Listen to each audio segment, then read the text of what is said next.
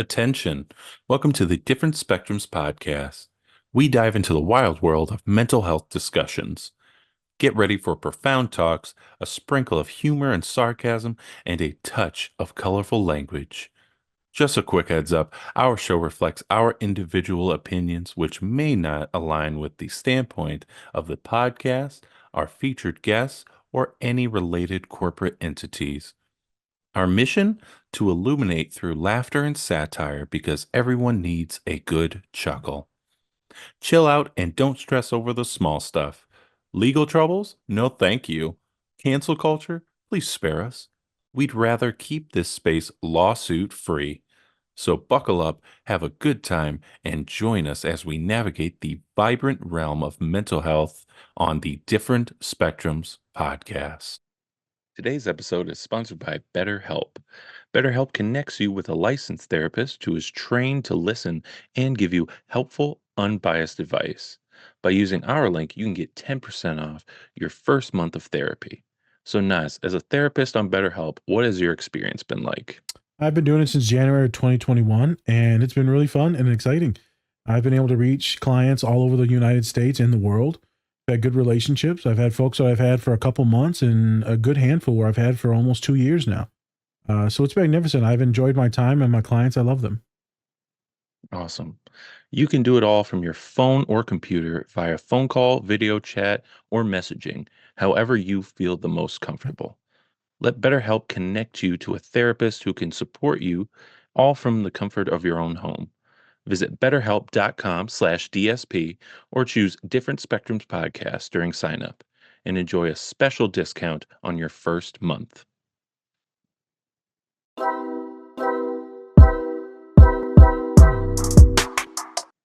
All right. Hey, everybody, we back again. Hey, we're back. We're live.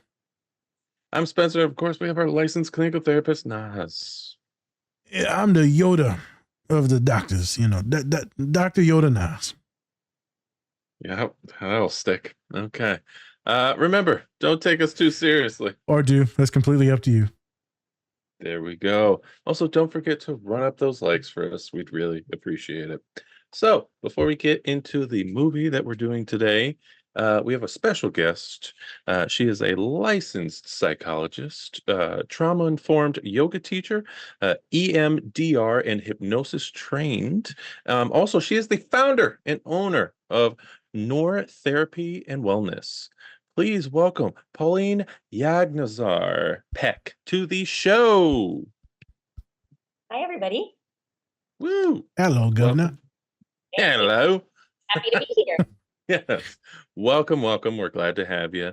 And we're excited to get into this movie and topics for today. So, the movie that we're covering is called The Persian Version, right? And some things that we're going to be talking about is the disconnect from our parents and what does it mean to really be a parent, and kind of the cultural differences that kind of go into that, right? So those are a few of the things that we're going to be covering, but I think it's going to be a great pod. So, Naz, anything before we get into the show? Yep, this will be the official trigger warning. I'm not sure who owns the rights to the movie because this isn't a Netflix production, but since it's on Netflix, I should be able to get most of it passed. But if not, it'll just be the audio, which is fine. But just as a heads up, right, there's some tough scenes in here. So we will be witnessing a stillbirth. And then we're going to talk about some of the emotions, some of the effects. We're going to see some other messed up stuff too in there. So we're going to talk about anxiety, depression, suicidality, and how that can affect the relationship between you and your kid, that generational trauma. And that's why, right, we got Dr. Peck on talking about this is, being trauma informed, understanding that your parents got stuff too. And so there's a lot to get into. And I'm excited. I'm going to add one other trigger warning of infidelity because I've worked with a lot of couples and, that can be really tough. If you're healing from that, just having a scene where that's going to be a topic can bring up a lot. So I'm going to add that one to the mix too. There you go. So we're going to do our best to be extremely respectful because these are some tough scenes, but me and Spence will be out of pocket here and there because life is too hard to it's just too miserable to not laugh. And so we're still going to have some funny bits here and there. I always got the funny bits, You sure do. You sure do, All right, everyone. Let's get into it. Whoop whoop. Whoop whoop. Whoop, whoop. Hey, Hey, you know, she's seen a show. She's seen a show or two. it's just every woman of color can do it. You know, as soon as we get to any YT folk, they're like, who? What? Huh? Huh? Oh, you people and your colloquiums. You're one of the good ones. All right, I'm done. I'm sorry. Let's get into the show. All right, let's get to the show. Did you know that we do that as a thing, or did you just go with us? I just went with it. It was like, Hey, 1, 2. you know I don't want to what? be left out. I'm not trying to be left out of this. So often white folk will be like, Was something supposed to happen what here? are those coloreds doing? Oh my God. سوالی هم داشتی راجع به حاملگی یا جلوگیری از حاملگی. خجالت نکش. بین خودمون میمونم.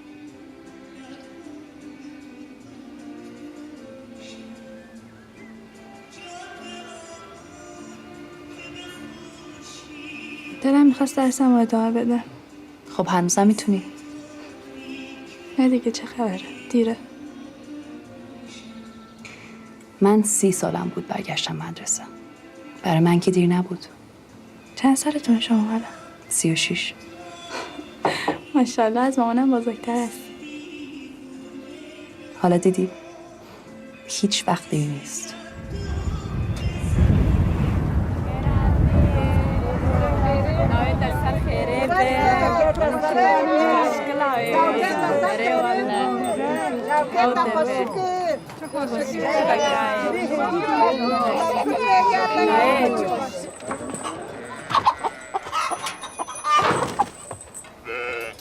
خوش آمدی.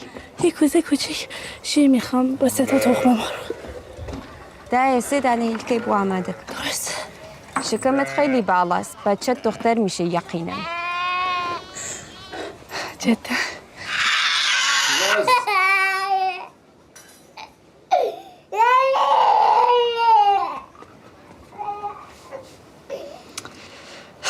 باور نمی‌کنی چقدر شیراز تغییر کرده.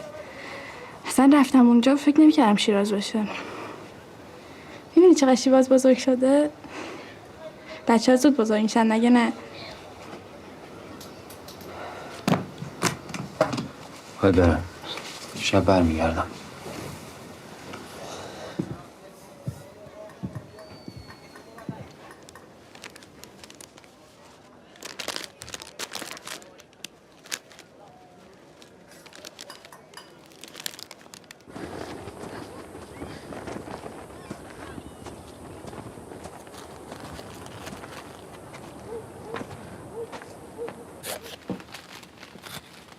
رویا جون.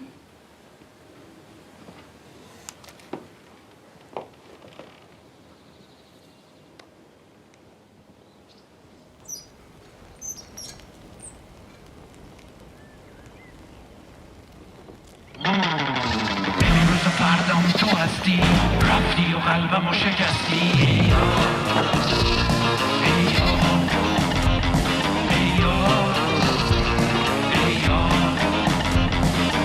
امروز و فردام تو هستی رفتی و قلبمو شکستی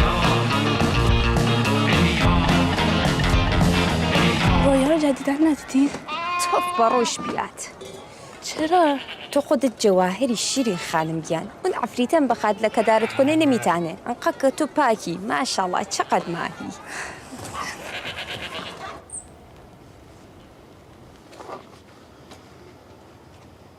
نمی بخوابی؟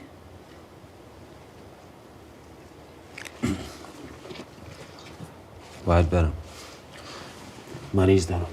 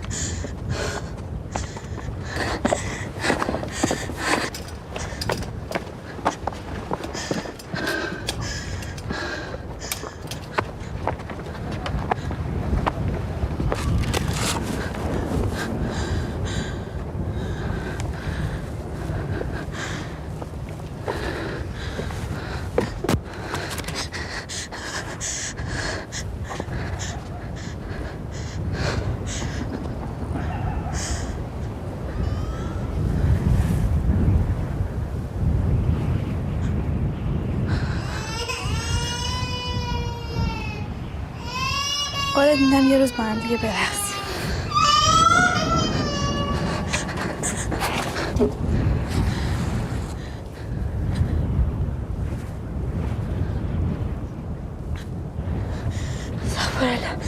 استغفرالله توبه. من میتونم قوی باشم. من خودم قوی میکنم.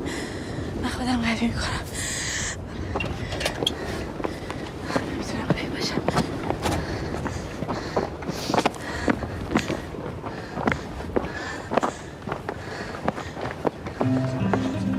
برمیگردم. پسرم برمیگردم. رفته دارم دیرن داشت مواظبش هستیم. سفر خوبی داشته باشی. احتیاط کن توی سفر.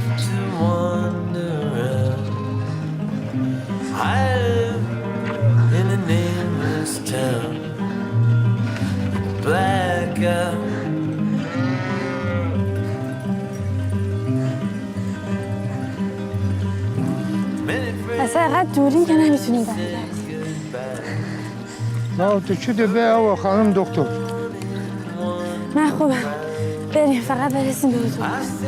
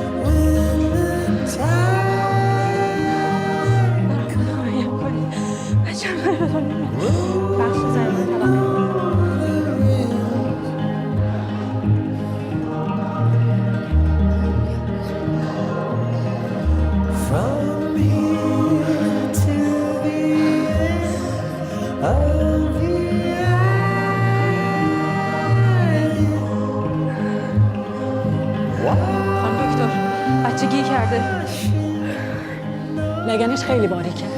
دیگه برای سزارین دیره. بچه سر و ته شده. باید کمکم کنی. باشه.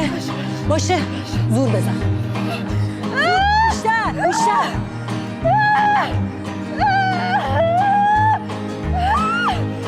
جیغ محکم‌تر.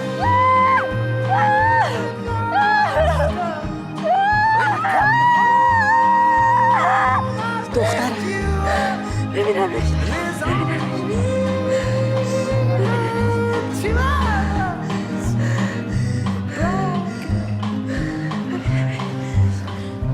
متاسفم. بچه من دست دادیم. قشنگه مامانی.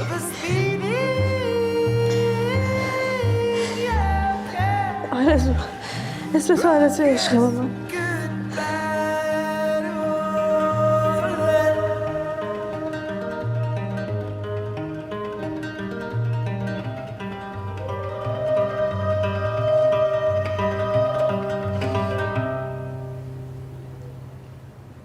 شیرین جون بس.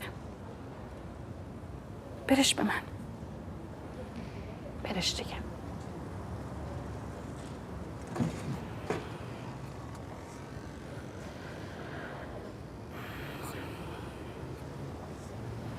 مهدیس جون ببرش.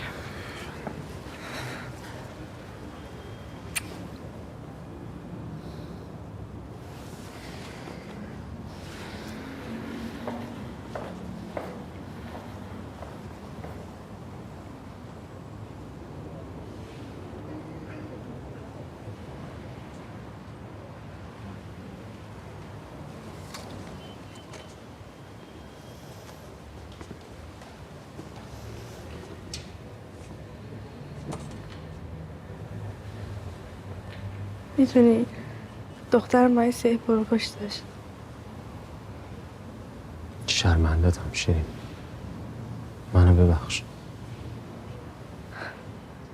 وقت چرا باید این کار بکنه؟ به خاطر پسرت. به خاطر شیواز. قولت میدم میبرمتون یه جوی دور از اینجا، دور از هرچی حرفه. میریم آمریکا، ولی من به کمک نیاز دارم.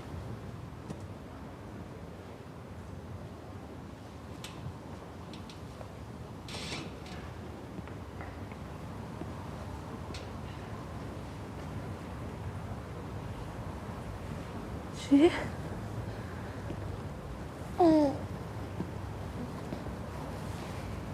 اسمش وحیده. چی؟ رویا سر راه رفت. دیگه هرگز اسم اون رو جلوی من نمیاری. حالیته؟ وحید مادر میخواد. لب به شیر خوش نمیزنه. تو روت میشه اینو از من بخوای؟ این شیر دخترمه. شیرین این بچه بیگناهه. تفلک تلف بشه رانش بکن.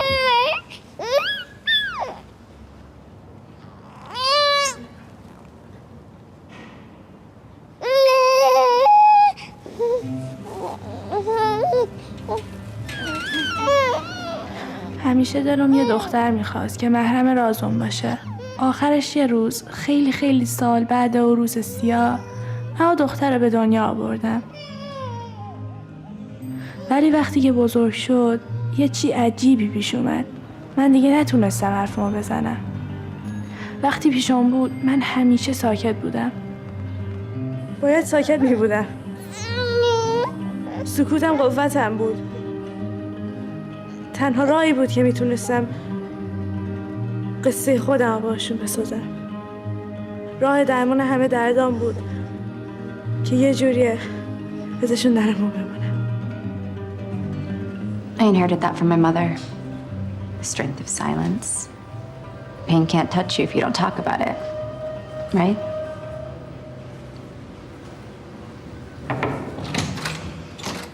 I'm so sorry I'm late. Oh, great. The sperm donor's here. We can start now. I'm Max. I'm not the sperm donor. We're dating. Well, we're not dating. It's complicated. So,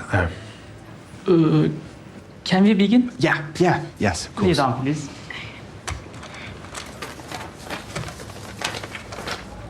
Can I help you? Having you cause enough problems? Yeah, okay.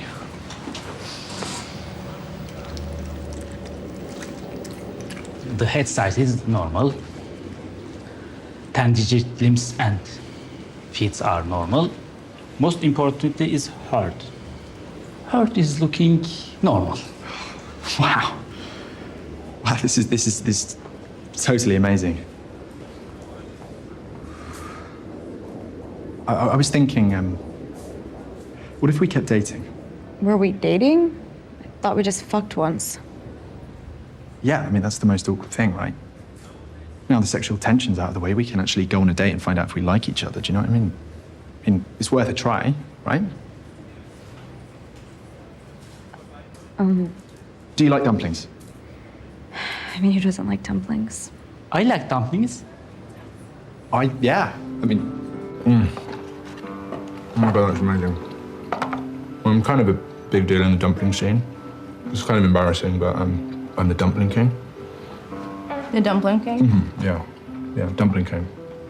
This is self-proclaimed, or they named you the dumpling king? No, there's a Maybe guy, his name. he plays a trumpet for me every time I come in the shop. Really? Yeah, we get everything for free. I really believe that. It's truth.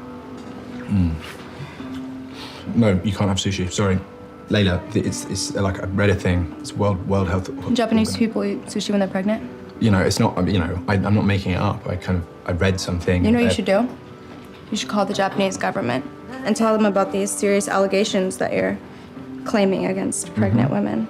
Okay, fine. Whatever, fine. Do what you're gonna do. Way to go! It's okay, just give it to me. You kidding me? Okay, Right. seriously. Yeah. Okay. I really want the best piece. You want to try this? How good is that? Hey everyone, I wanted to give a special shout out to our collaborator, Two Nerds Candle Company. Not only do they have great products, but they are also giving back to a great cause. You can tell that they take a lot of pride in making their candles. My favorite is Spock's Monday Coffee. They are also donating 10% annually to support Women in STEM, which stands for Science, Technology, Engineering, and Mathematics. You can use our code DSP or go to our link tree to get 20% off your entire order. We think that this company is great, and we think you will too. So go check them out. Everybody, we back again. Hey, we're back and we're live. No jokes here in this moment because, it's a serious topic. So we're back. Okay, there you go. First time I see that happen.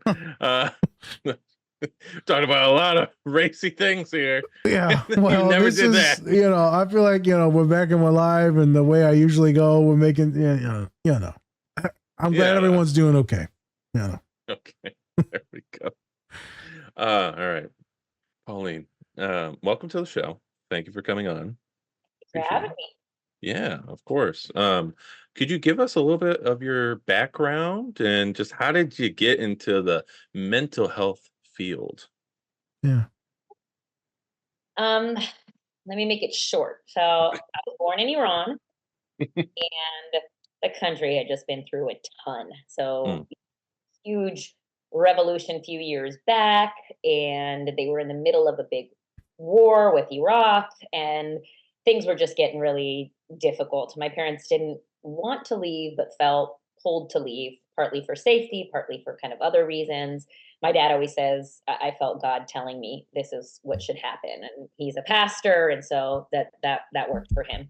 So they moved to Los Angeles, where my mom's side of the family was. And so I grew up in Los Angeles, and I'm Iranian Armenian. So, born in Iran, my parents worked with Iranian refugees and, those that had converted from different backgrounds and religions to Christianity. So they had a church, and the church sponsored refugees. And so I have the Iranian piece, but ethnically I'm Armenian. And so there were the Armenian communities, the Iranian communities. And of course, I got introduced to just mainstream white culture, having grown up in Los Angeles. And so I feel like I was always straddling these different worlds, and being someone that's really perceptive and kind of quick, especially in the social realm.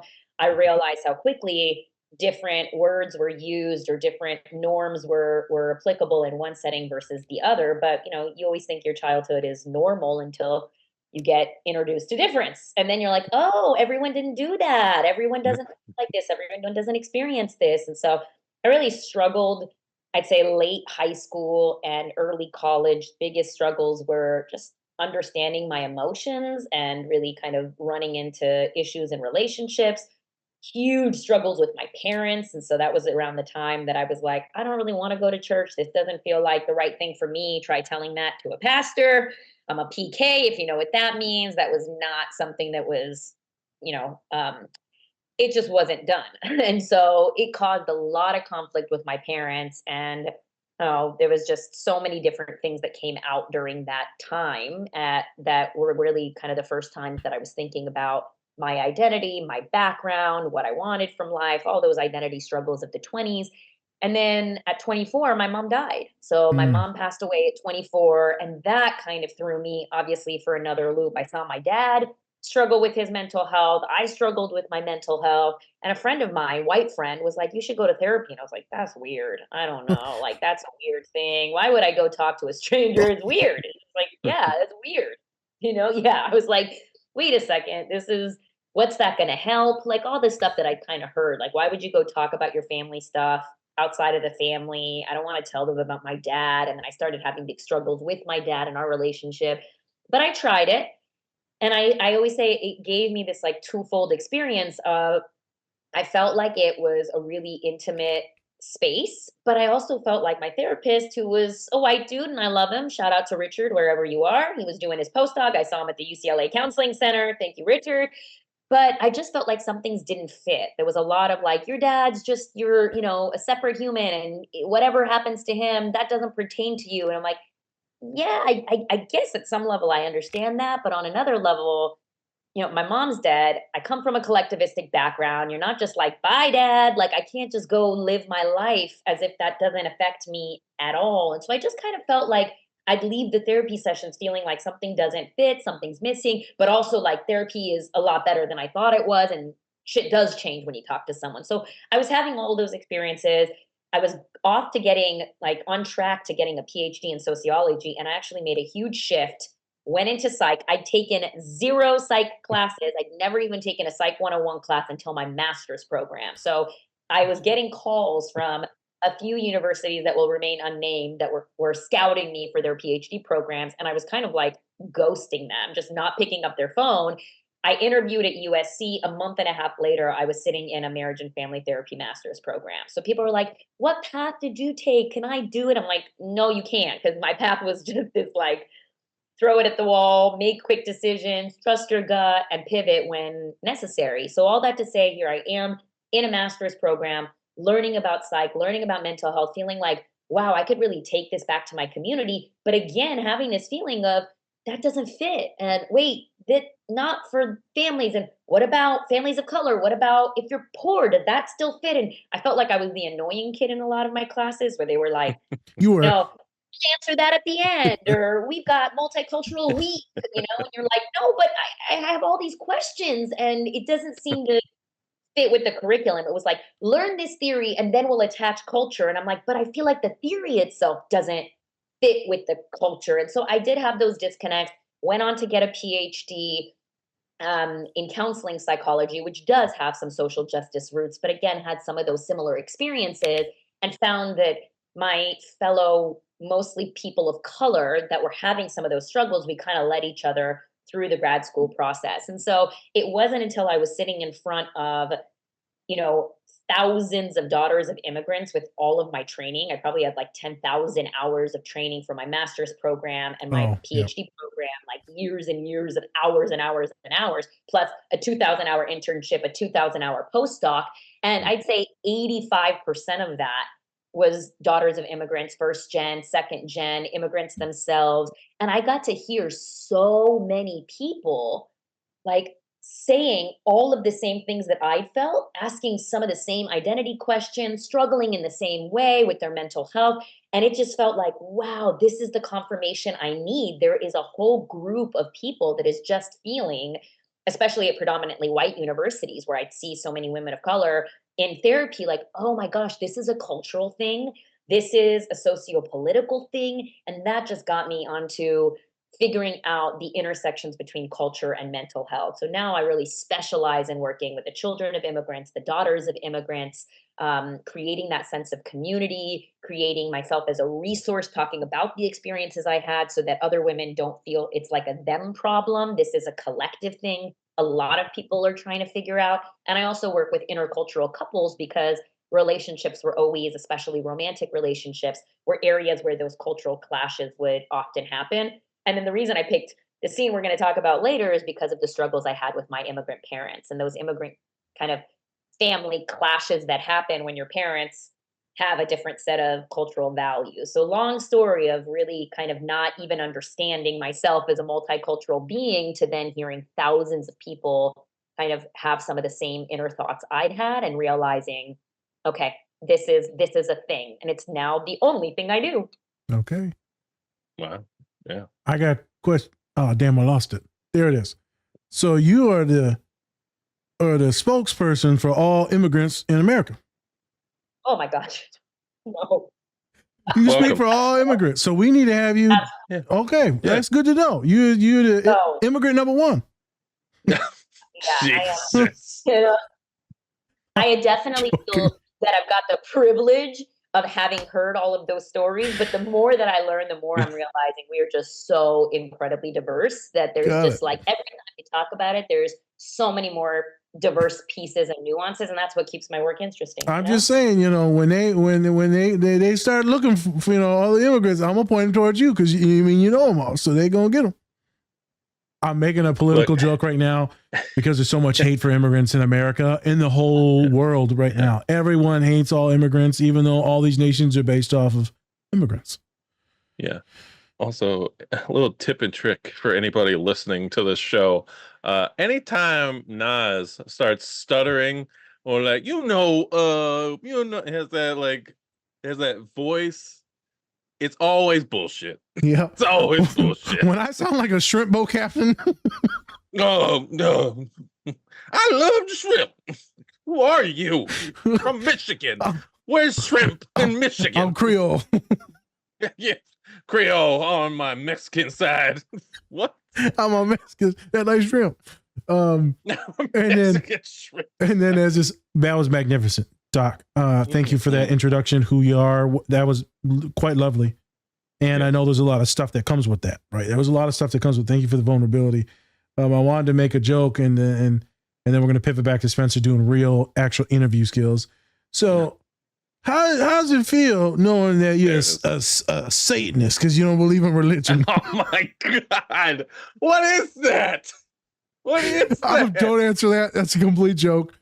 On lists after this podcast, no, immigrant Liz, Satanist Liz, You're an immigrant Satan, apparently, according to somebody. Immigrant Satanist is like the worst of all. I know.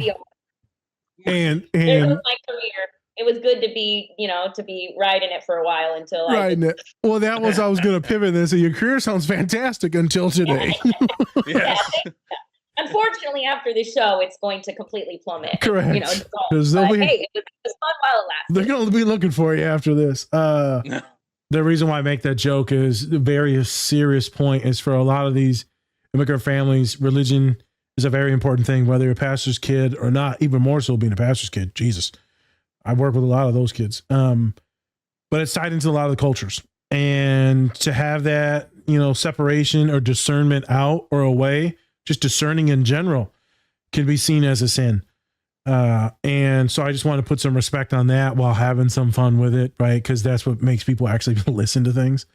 And, the autism kicks in. I just like to have fun. So we'll get into that in a second and how that experience shapes and stuff. I'm going to kick it back to Spence for actual interviewing in a good way. Yeah, no shrimp boat camped in here. So on your website, you talk about psychodynamic therapy. Can you explain what is that? Yeah, so psychodynamic therapy, I will give its credit to kind of Freudian and Jungian roots. So caveat that there are some racist and misogynistic undertones from that. And so it needs to be adapted in order to be used. But the way I use it is that you look at some of the dynamics from childhood that might be repeating and patterns that might be repeating. And you look at that as one root of, things have to repeat in order to repair. And psychodynamic means we look at the psychological roots, the dynamics at play, and how those might be impacting your life. How you do that in a culturally informed way is that you recognize that it didn't all start in childhood and there's a context that's happening. So Western psychology puts the entire onus of responsibility on the parents, as if they created this, as if you don't come from a people, you don't come from a lineage, and that none of those things actually repeat. And so really, you can't look at childhood as the end of it and the source of everything. You got to go beyond that. So that's why I say weaving together modalities like psychodynamic, where I ask my clients about their childhoods. I want to know about that, but it's not the end all be all. I also want to know about, your mom was pregnant when there was a war and your family was separated. Oh, there was this going on.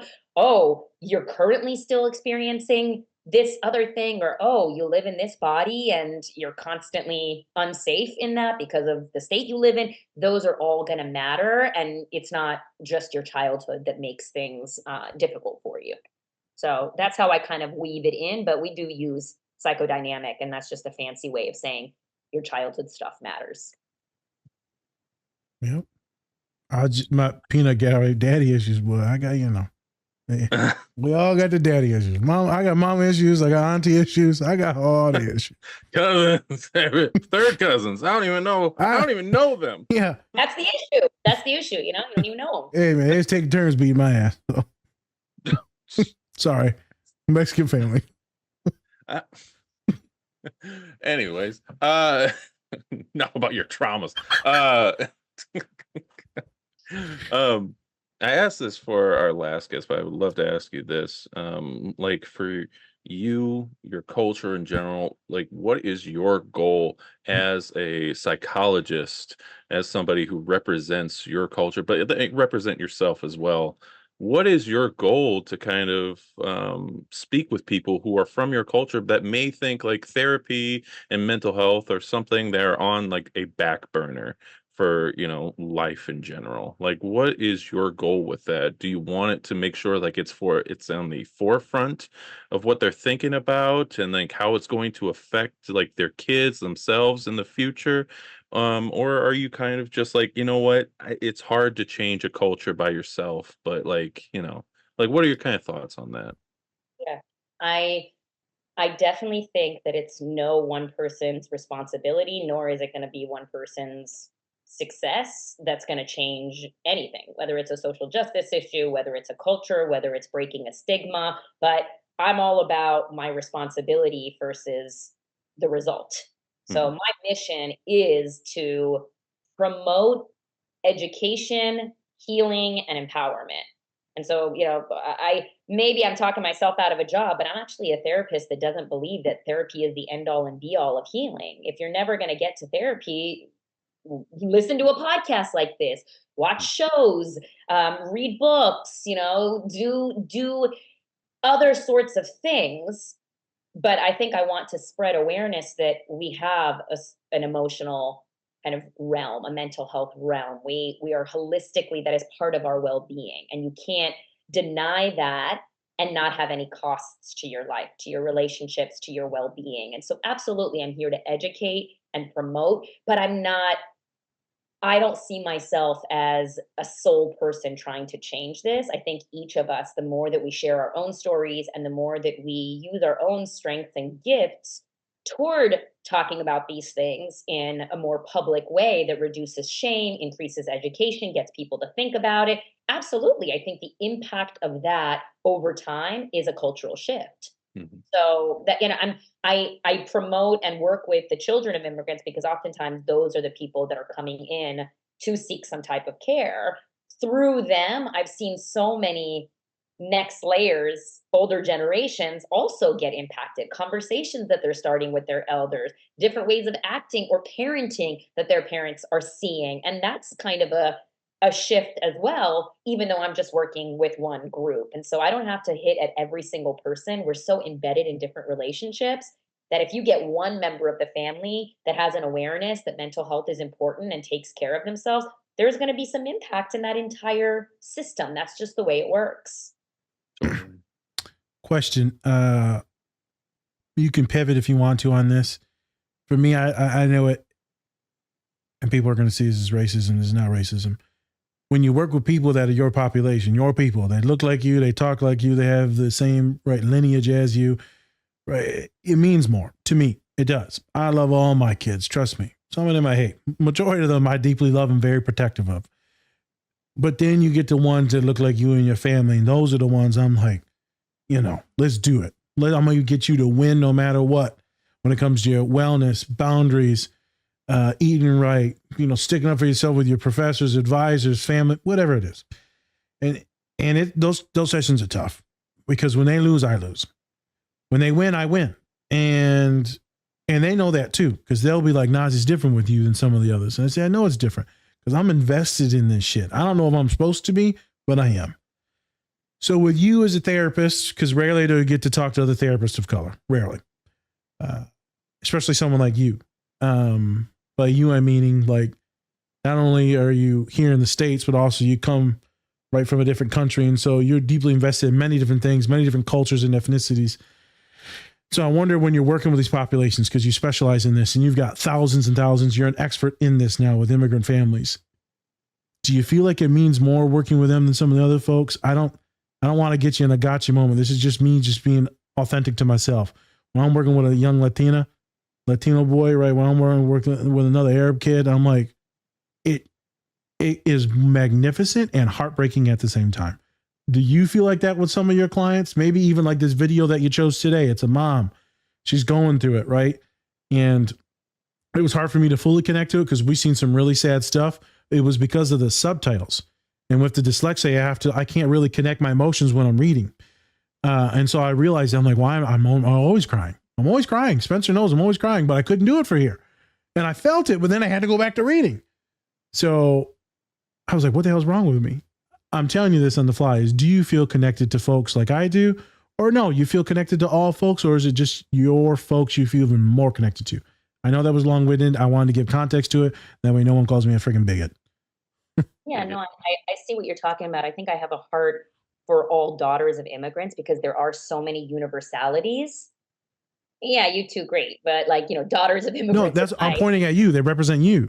yeah, Yeah. represents me, right? And the women that I grew up with a lot of like two big communities that influenced my upbringing were the kind of Latino community. I grew up in Los Angeles, so lots of Mexican culture. My first boy, all of that. And then you've got Asian communities where, going to magnet schools with mostly other immigrant kids, Vietnamese, Korean, Chinese. Those were the three kind of big Asian groups that I connected with. And so these were my best friends growing up. And so I feel like daughters of immigrants make me think of the women that I grew up with. Yeah. And yet, I do hear what you're saying. It's something really, really special when you have a child around my age that left Iran at the same time, has some of those same stories. It's going to hit differently on a personal level. So I think the second one is like my heart for all daughters of immigrants. It's really meaningful work, even if you've got a woman coming from Kenya with a very different story, because I think some of the frameworks that I can provide them,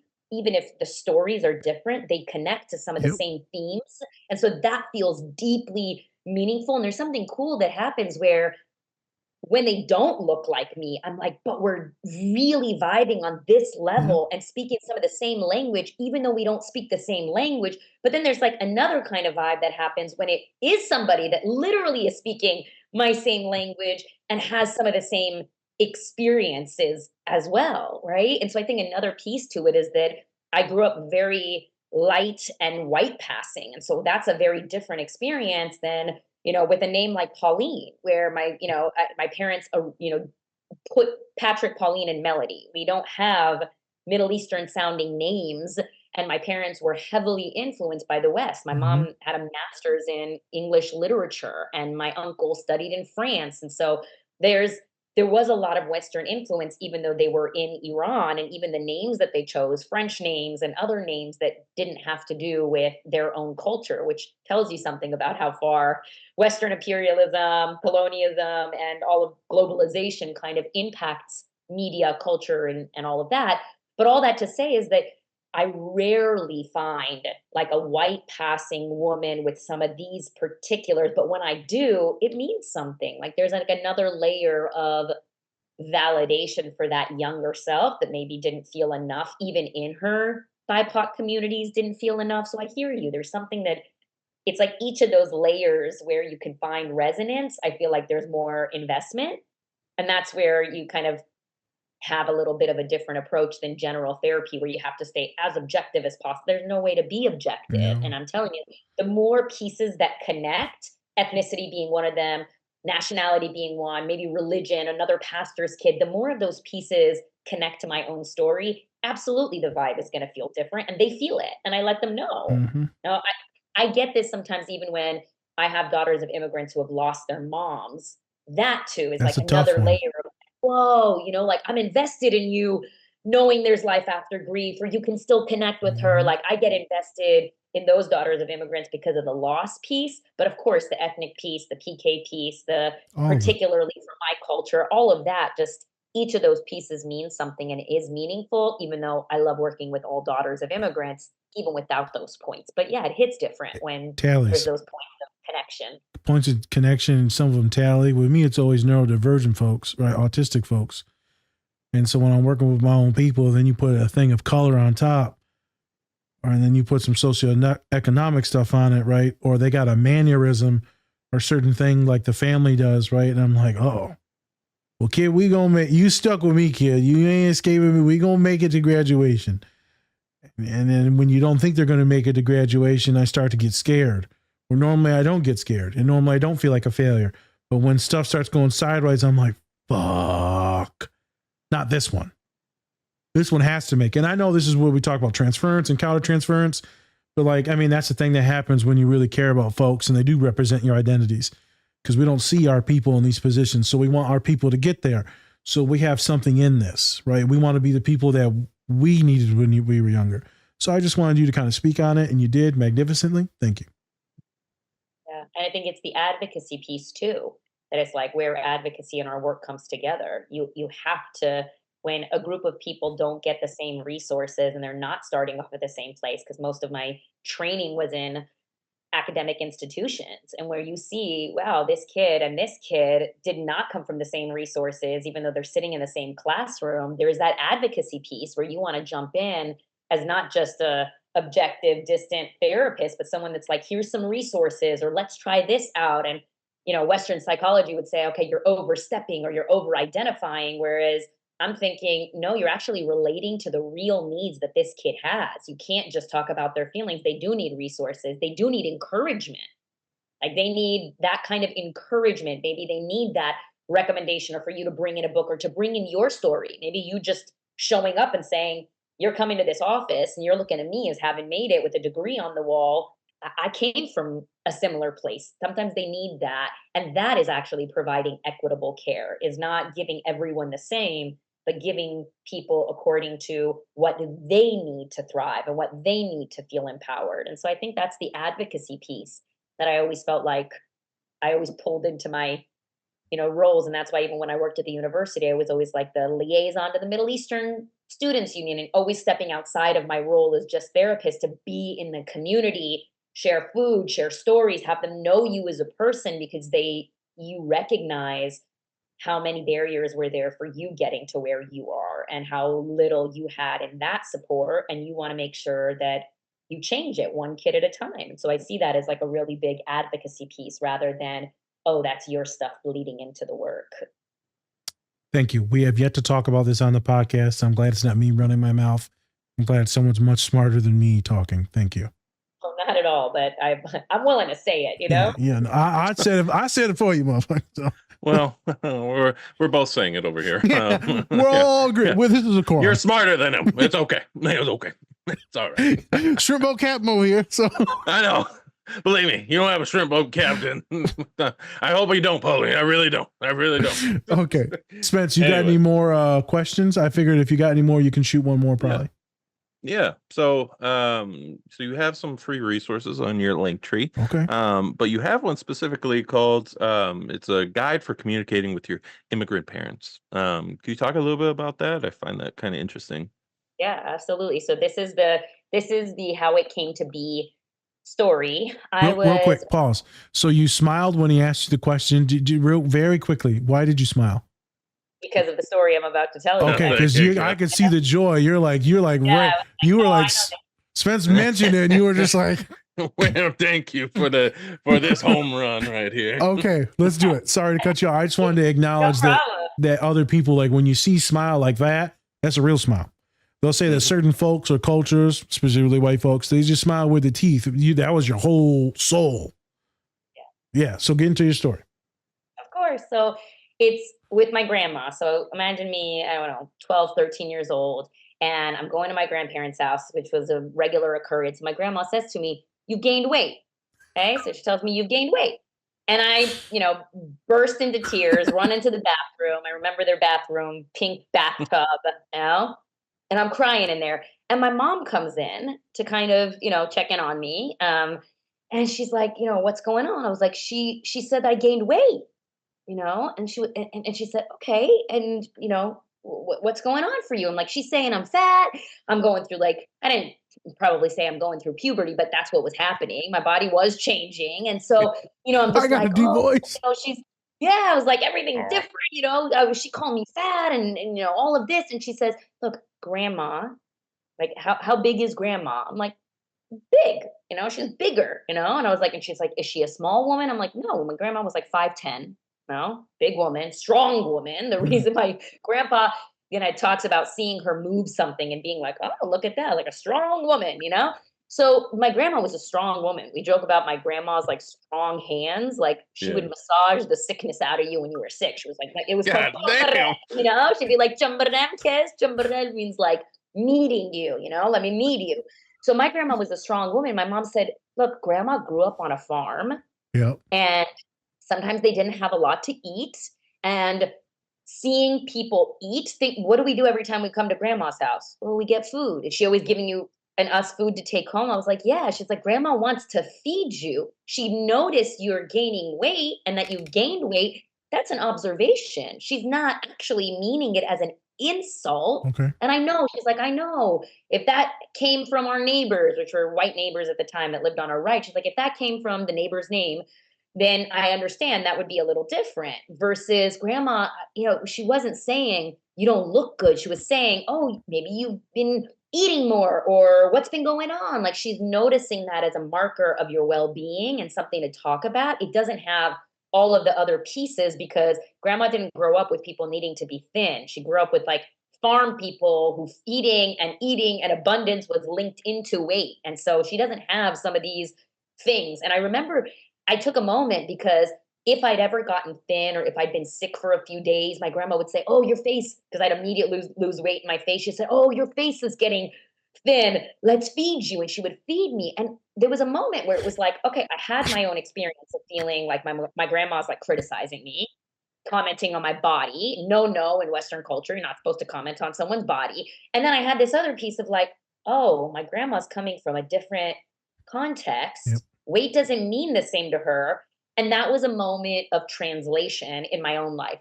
Fast forward years later, and I had this woman, Filipino woman, sitting, and she said every time on my couch, saying, every time I go home, at the end of my trip, my parents are like, why do you have to go?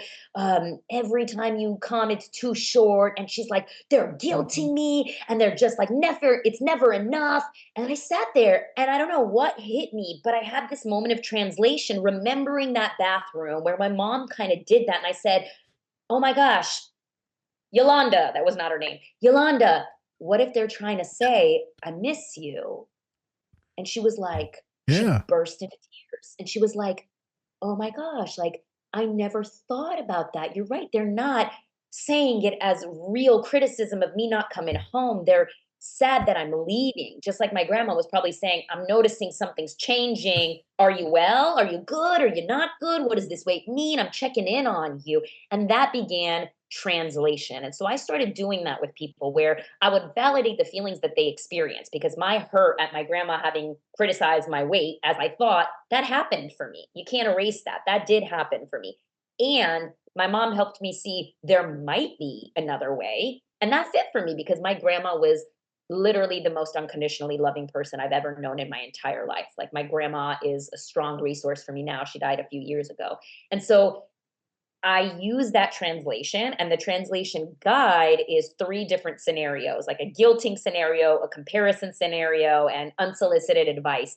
And it's just saying, here are some other possible things, not considering that someone is coming from the exact same cultural framework. What if we looked at your parents' cultural framework, and just like if they spoke a different language, you might translate, some of those words might get caught in translation, or you might feel offended, but, oh, that's the word they use for this.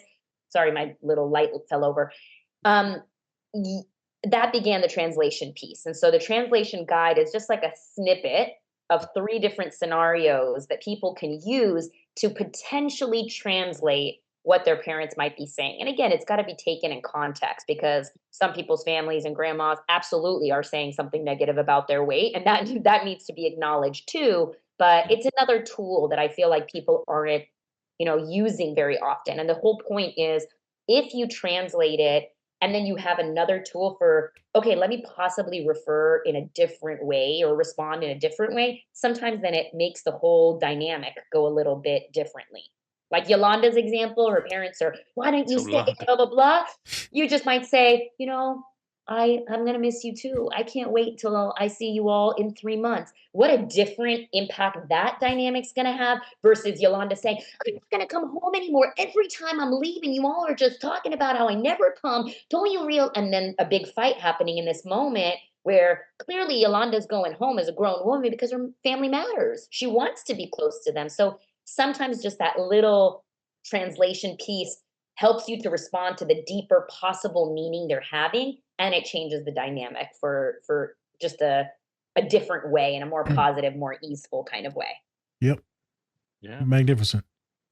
Real quick, Spence, I'm gonna do shout out to grandmas real quick. You got grandparents? You got any shout outs to grandparents you want to do, man? I don't know. I feel I'm about to do a shout out to my grandma, so I figured I'd ask you first. All my grandparents are dead, Hey. so Hey, were they lovely? Were they lovely and awesome? Treated you well, or no? Were my they shitty? grandfather, yes. Both of my grandparents on my dad's side, always loved them. Okay. Even though I didn't get to see them that much, yes. I love my grandma on my mom's side for a long time, but then some stuff happened where she started getting like disrespectful to my mom, and so I'm always protective of my mom, and so no matter who it is, I don't even care. It's like, yeah, I'm pretty much like cutting you off there. But yeah, my grandfather, I even look like him. Okay. And so it's like for him, I'm always just trying to make sure to keep his legacy going. Shout out to Bob Cernick. There you go. Shout out to Bob. That's where you get the good looks from, man. That's right. That's right. A good looking man right there. I tell you. Marine right there. Shout out shit. to There you Bob. go. Yeah. Hoorah. Yeah, you just had me Semper in my emotions thinking of my grandma Gara treated me like fucking awesome. Right. And she was like an old school, like gangster ass Mexican too, man. Hard worker, farm worker, immigrant, very poor, got a store, right? I mean, put up with her husband, and was a very tough mom. Very tough. I'm not going to get into it, but she was very tough. And everyone was like pretty scared of her, but she treated me like gold. My father got locked up. A lot of people treated me like straight up shit. And she was probably one of the few people that actually treated me good. Like legit. Fed me, treated me nice. There was no abuse going on where everyone else would probably take their turns. For her, no, she would be like protecting, knowing that my pops was getting ready to come out. And she was like, your pops is awesome. They had a magnificent relationship. The reason why I bring this up is someone tried to shit on their relationship. And I was like, no, grandma loved, she told me all the time she loved my dad. And then, he helped her out. And then they did a magnificent marriage and all that. So shout out to some of the really good trooper grandmas that are maybe misunderstood, but are deeply loving and protecting, even though it may come out a little aggressive at times. I just wanted to put some respect in Grandma Gara's name. So thank you.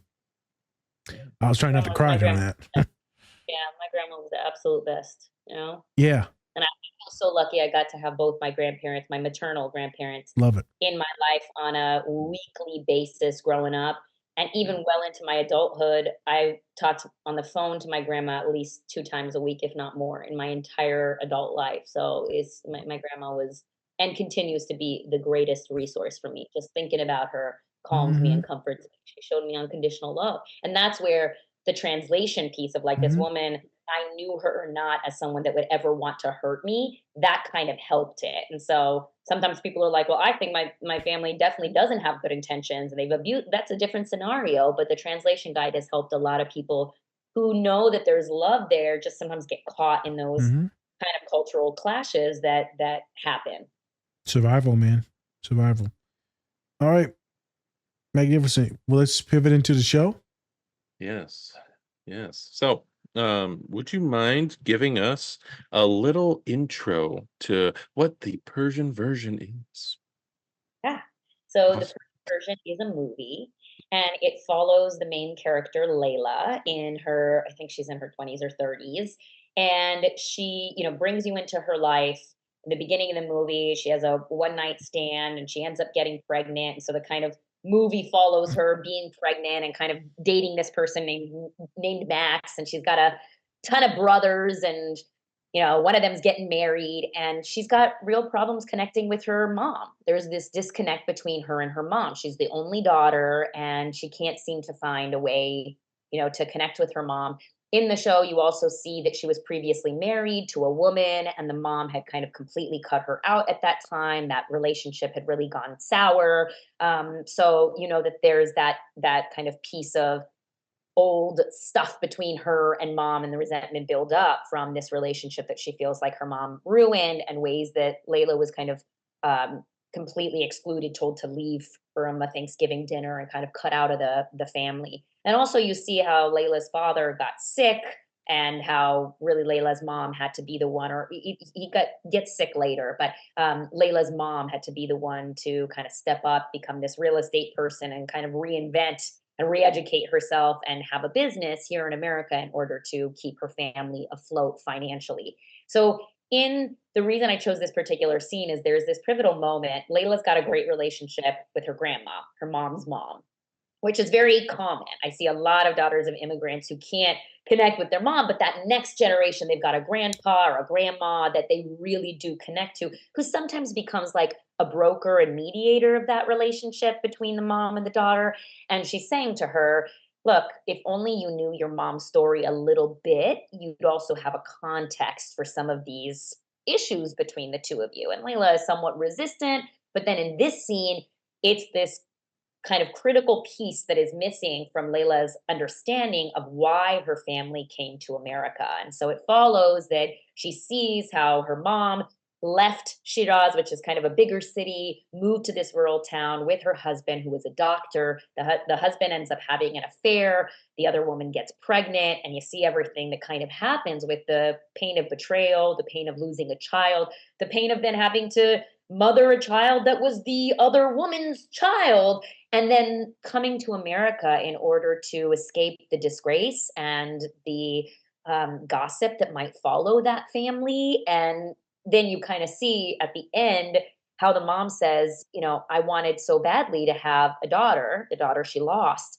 and I have her years later, but it's like I can't speak to her. Every time I try to speak to her, I don't quite have the words. And I wish that you two could hear it in Farsi, because there are some pieces of the subtitles that don't quite get at it. It's just much more like anything, like it's much more heartfelt when you're hearing the exact words and the ways that it's being put together in the language of origin. And she just says, you know, like when it came time to speak, I couldn't formulate the words. And so this relationship of silence, this relationship of maybe criticism, this relationship of distance, you start seeing it a little bit differently now that you know some of the mom's story. And so I picked this because I think that it's so relatable for a lot of children of immigrants who maybe you're never even going to know what their stories are. Interesting point. One last thing I'll say about the clip is the mom was friends with this other woman because it's a very, very small town. And this woman was like kind of like a different kind of woman than one she'd ever seen. She asks her how old she is, and she says, oh my gosh, you're a single woman. You're older than my mom. So you know that the mom was a very, you know, her mom was very, very young when she had her. And here is this woman who said, I went back to school in my 30s. It's never too late to go back to school. And later the mom does go back to school, learn, and become this like real estate person. So she kind of influenced her by opening her eyes to a very different kind of woman that she could be. And she goes to her home to give her a gift that she brought from the main city, Shiraz. And she says she brought her a gift. Roya's not home, the other woman. And she turns on her radio. The woman said, dancing is good for the baby. Come by and dance anytime, even if I'm not here. And the music that she's dancing to is Layla, which later becomes the name of the daughter that she has in America years later. So I thought that was an interesting clip too, is like Layla is both this exciting symbol of chance to be a mom again to a girl. The woman that was the other woman, some of the friendship pieces and some of the kind of motivational pieces she took into it, and even chose to name her after the dance and the song that she was dancing to in that woman's place. And so there's all these links throughout, but that's kind of the gist of the Persian version. Great. Yeah. Thank you for going through that. That was actually really great context on everything. So yeah, I don't even know where the hell to start and breaking down the scene and the visual representation and how this fits in with folks with hyperphantasia or don't have the words to speak, right? So that's why we have this podcast, is to, you don't always have to do it through words. And a lot of us aren't the best with words, especially if you're ADHD, whatever, depressed, you know, autistic.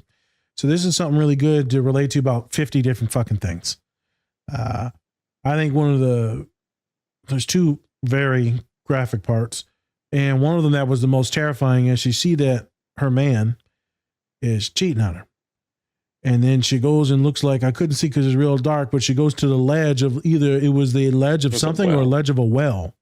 I think it was a well. A well. And, you know, she's getting ready to jump. Because now this is horrible. This is heartbreak. This is agony. She already got a kid and now this is happening. And, you know, a million different things I would assume a new mom is like freaking out about. And then she goes into this hyperphantasic moment where she visualizes her dancing. And so then soon one day, baby, we're going to dance together real soon. And then she decides to get off. And then she said, I apologize. I will be stronger moving forward. And that's a very critical moment where a therapist would take that moment and be like, that's not necessarily rock bottom. That's like, you don't want to end your life. There was like a will and a resistance and a want and a hope. And so some people will say that she's a coward or that she's soft. But to get pushed to the edge and then to rebuild your entire life, to still have the baby and go through with it, right? I mean, it's a lot of fucking resilience. Very tough scene. I thought that was probably the most emotional scene for me because there was no words. And so I didn't have to read. And so you're just witnessing someone whose life has just been shattered. So a lot of clients that I work with are going through that in a million different ways because, you know, life, they think it's over because of school, grades, breakups, the kids coming, now single parent, the death of the family members or the support system happens, right?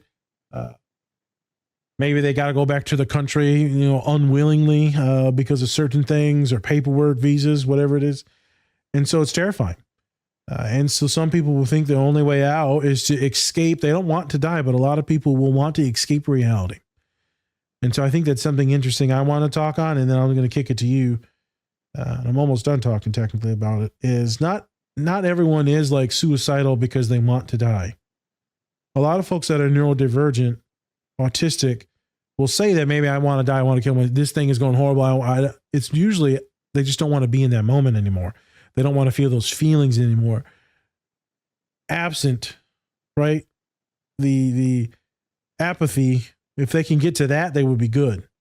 The question is, how do you get them there? How do you ground them in this world, in this reality? How do you get them away from whatever the fuck is causing all that stress? And it's contextual. It's not always about your childhood, which you were pointing at earlier, right? It's the shit that's going on right now. It's just too much. And for her in that moment, it was too much. And so I can see someone completely deregulating. And then she was able to ground herself because she had that hyperphantasic moment where she can go and then remember why she's here. And her child is innocent. So there's a bunch of different things. I don't know why she didn't do it. Glad she didn't, because it looks like her daughter didn't make it there, but she was able to raise a magnificent family. It looks like moving forward. And it looks like there's a ton of love. One quick thing. Do her and her ma repair the relationship at the end of the show or no? Not really. No. I think there's this to be continued, this healing moment. And I almost chose this, but I wanted to give you this context, but it might be helpful to get to the end where the daughter, Layla, is pregnant with a girl. And at the end, she's birthing that girl and the baby is fine. She's born. And the mom, now the grandma, holds the baby girl. And they name her, I believe, I haven't seen the end of the movie in a little bit. I believe they name her Arzu. And so it's like this like full circle moment. And maybe they don't. I don't quote me on that piece, but something with a little baby girl is there. And you see almost like grandma soften as she's holding this baby girl that her baby girl birthed. And I just take that as hope for the possibility of their repair. Hope for now that baby girl opening up the softness in her heart. Because look, when we shut ourselves off to the pain, we also shut ourselves off to the joy, to the good stuff. You just don't want to go there, right? If the depths are too scary, you're just not going to go to those depths, whether it's good or bad. And something about her becoming a grandparent, which I've seen so many times with the children of immigrants, that once their parent becomes a grandparent, that child who maybe then reminds them of the innocence of childhood, boom, it kind of shatters and opens up, like breaks and bursts their heart open. And I just take that as, you know, her mom was there for the birth, and something about this new baby coming into the family is going to create new space, especially now that Layla has this awareness from her grandma of what mom has been through. I just feel like there's going to be some conversations to be had and some bridges to be made and some connections that could possibly be there over time as Layla and her mom potentially repair. So I thought it was like a hopeful piece, even though you don't really see that repair happen. I think there's like a to be continued ... in the end of it. What do you think about a mom experiencing that, the death of her child, and then obviously being forced another one and then to breastfeed that other one? So I would assume this is a whole chaos of like different emotions and hormones. This is definitely full-blown PTSD, postpartum, 100%. And then you wonder why she might have issues with her daughter because it's too hard to touch those emotions. And every time you look at your daughter, you remember the one that you lost. Absolutely. And so, I mean, I don't know how this is even a question. That just sounds like a whole lot of shit to go through, brother. There's like so many different layers of it, is like this man that she loved, and even in those little scenes in the beginning where she comes back from Shiraz and you see the journey, it's this long journey. They're in a very rural part. You Yep. can tell the accent changes, and you can tell they're kind of in a more rural town. The dialect is different. So those are those kind of nuances that, if you know the language, add to it. So it's telling you they're like a long way away from home. She's married this man, left her family. She's clearly very young. Her mom is 36. This is young women getting married. She leaves because he's a doctor. And so she's making the sacrifice, giving up her kind of family, giving up her life there, going and marrying this man. And even you can see, okay, yeah, him having an affair, that's one piece of it, but also the kind of emotional neglect in the relationship. Like she's talking to him, telling him, "Oh, Shiraz is so different." He's just like, "I gotta go. I've got a patient." Like he's kind of emotionally disconnected. So she's kind of in this. She's made a huge sacrifice for a man. He's stepping out on her, and emotionally is not able to connect with her in the way that she needs, because she doesn't have a full family. She doesn't have a full, community around her anymore. It's just him. And she's followed him for his dream to continue being a doctor. And then you've got the betrayal piece. She has a child, so she's a young mom. You see her co-sleeping with the baby. So this baby, and you see him crying in the scene. I mean, she's a mom of a young kid who has all these various needs in this place without her mom, without her friends, without her community, without the comfort of people. She found out about the affair through that woman she gets the eggs and the milk from, who was like, "She's that bitch put the dirt on your name, but you're pure, you're beautiful." She was like, "What?" That got the wheel spinning. But you can tell she is totally out of her element, gave up so much for this man, is doing the hard work of mothering, all of a sudden feels naive, and this like woman from the neighborhood is telling her something about her business, sees her husband having this affair with a friend, this one woman that she felt like represented a friend that she could open up to, a very different woman than her that was kind of inspiring and introduced her to like music and was very interesting. So she probably felt like, "Oh, thank God I'm not alone. I've got this other woman in this place." And then this woman is the one that does that, and she's pregnant.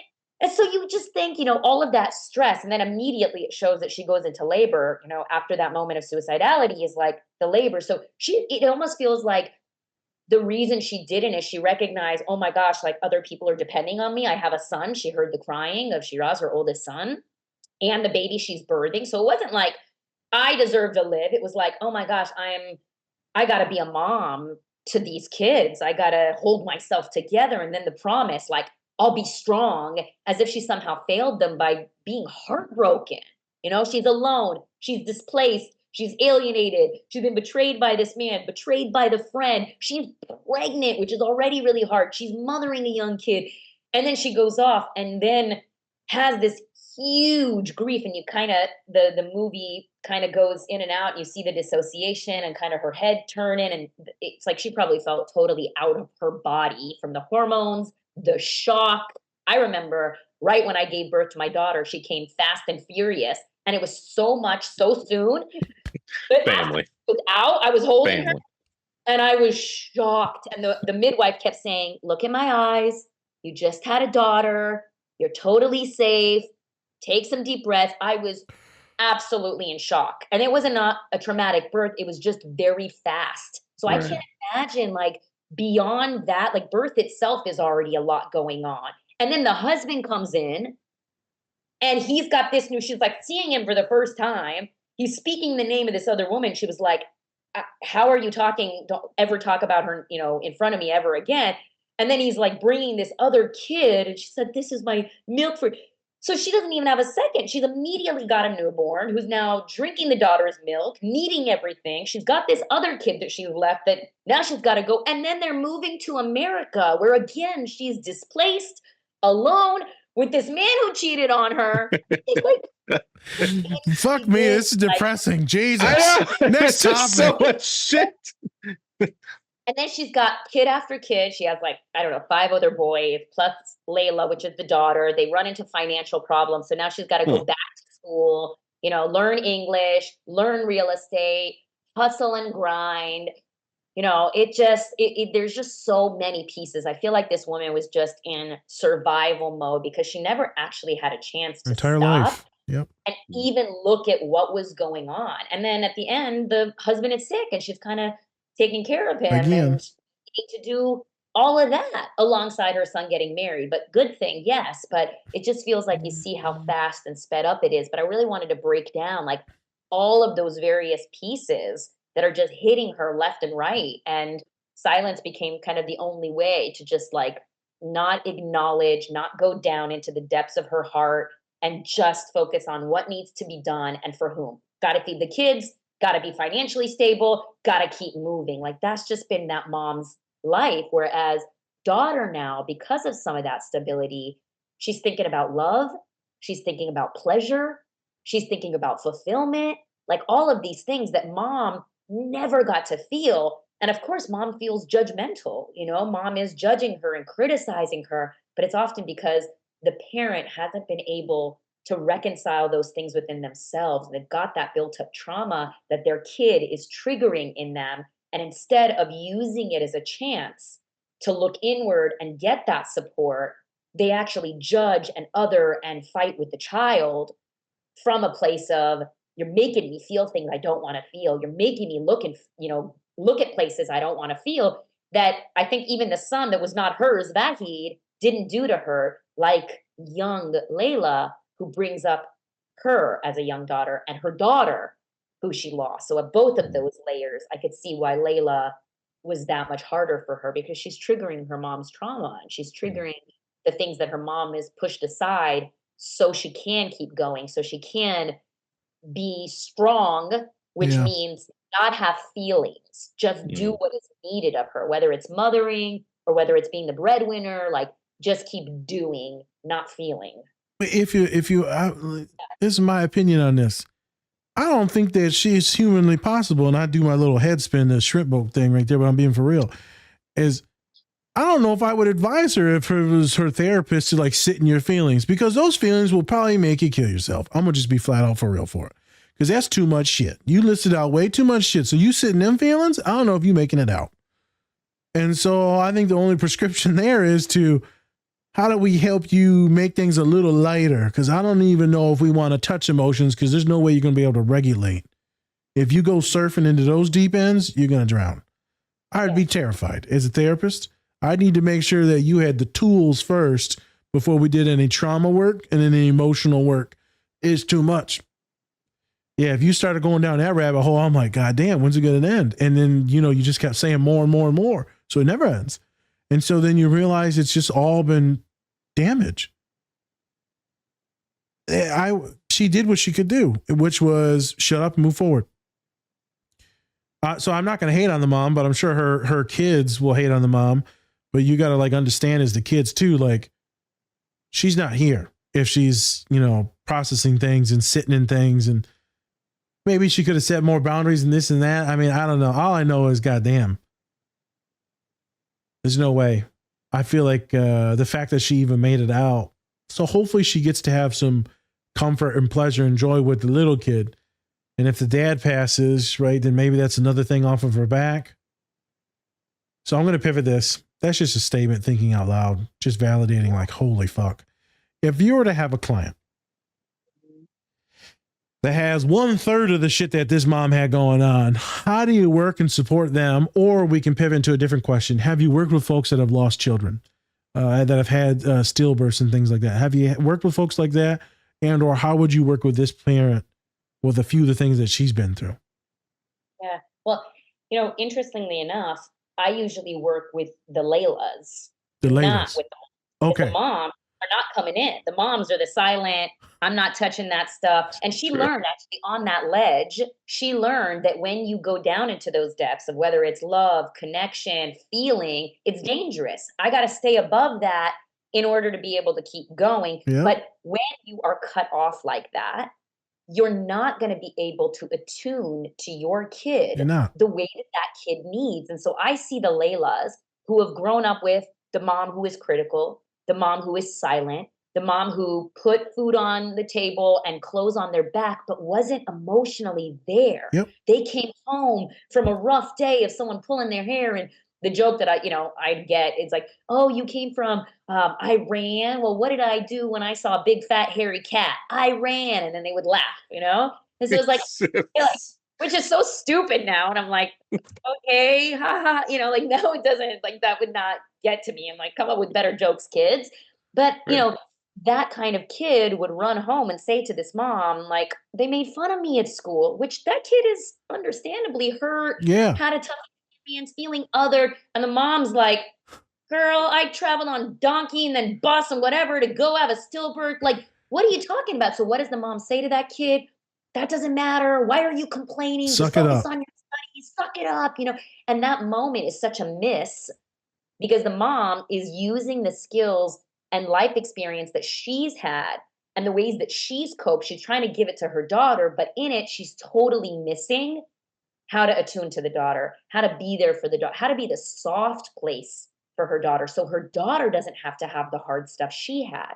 And in that miss, that daughter, the Laylas I work with, they grew up with a parent who, again, physically and financially cared for them, but was emotionally unavailable, critical. There was just that miss constantly. And you grow up just feeling like you're not cared for in the way that you're meant to be cared for. You're loved, but not loved in the way you need to thrive. And so you've got all these questions, you've got all these conflicts that come up. You've got the Thanksgiving when you're bringing your wife and then getting kicked out. Like, you're having those moments, especially as you add other layers to it, which there's maybe the religious piece, the sexual orientation piece, the neurodivergent piece, whatever. You don't get your parent to understand you as a unique individual as you are. And then you've got all this pain.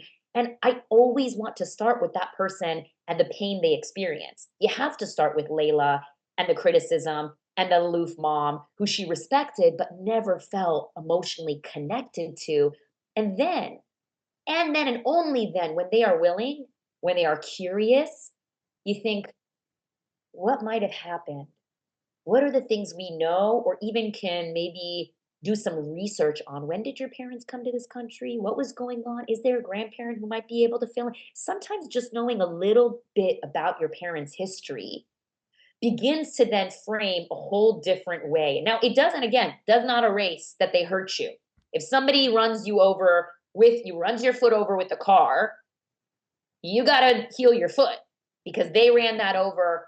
Full stop, you got to heal your foot. But would you want to know whether they were going out of the driveway and they were, inebriated, or whether they were really rushing out to help your grandma who'd fallen and they were out of their wits and crying and didn't see you? Like, that might make a difference for me, right? Was this like a drunken driving situation, or was this, oh my gosh, you were emotionally distraught and you were trying to help somebody and you didn't have your wits about you? My foot broke. But the context is different. And that's where I have an issue with people saying intent doesn't matter, only impact. Like, in relationships, intent does kind of matter.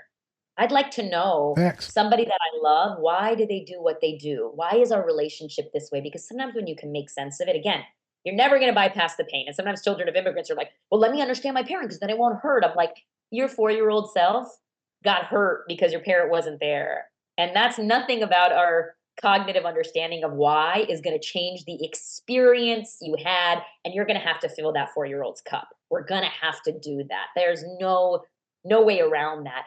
But the cognitive piece helps to situate what happened to them and what happened to create that. And I've noticed that really helps to loosen the shame and really kind of help that person to realize that this was not something that had to do with them. This was their parents coping that led them to have to be distant in that way that then showed up in this way. And I think that helps begin the healing when you see your parent as traumatized. And of course, so many nuances of like, just because they've been through stuff doesn't make it okay for them to continue to hurt you. You have to also protect yourself, set those back. To why I work with adults. I don't work with children because children are dependent and vulnerable. Adults can make choices. Usually, I mean, if you're still financially relying on your parents, that might be a little bit of a tricky situation, but it really helps to situate the lineage piece in order to find your healing through the situation. So I usually work with the Laylas, not with the moms, because the moms, they're not coming in to talk about it. It might be too much. But the Layla, knowing that, that's the 2-minute conversation she's having as she's breastfeeding her daughter and seeing her mom open up and somehow lighten because she's able to say, you know, one time, and this happened to me with a friend's mom. One time, as I was sitting and breastfeeding my daughter, she said to me, you know, I thought to myself one time to throw myself off a balcony because it was so hard for me as a mom. And she said, but my daughter cried and I knew I needed to go breastfeed her. And just seeing Real me shit. there, and she just dropped that on me. And I said, that must have been so hard for you to do alone. And she said, it was. That moment was healing for that woman, even though she's never going to go in to therapy. And that's how, as children of immigrants, when we understand those layers of our lineage and have pieces of the story, sometimes we don't, but sometimes we get little bits and pieces of the story. I think it helps us to then reorient and reposition, and it changes how we interact with our parents, even if the end goal has to be the same, setting boundaries and doing what you're going to do. And sometimes I've seen the parents find healing in the children's healing because the parents never going to come in and do that healing on their own. And I'll say this last thing of, I've seen that happen with my dad, me having kids. My dad has shared more bits from his childhood. He has shared more bits of him being a dad. Like he always says to my husband, wow, I see you changing diapers and feeding your kids and doing all this. I didn't know what time my kids went to sleep. I never changed a diaper.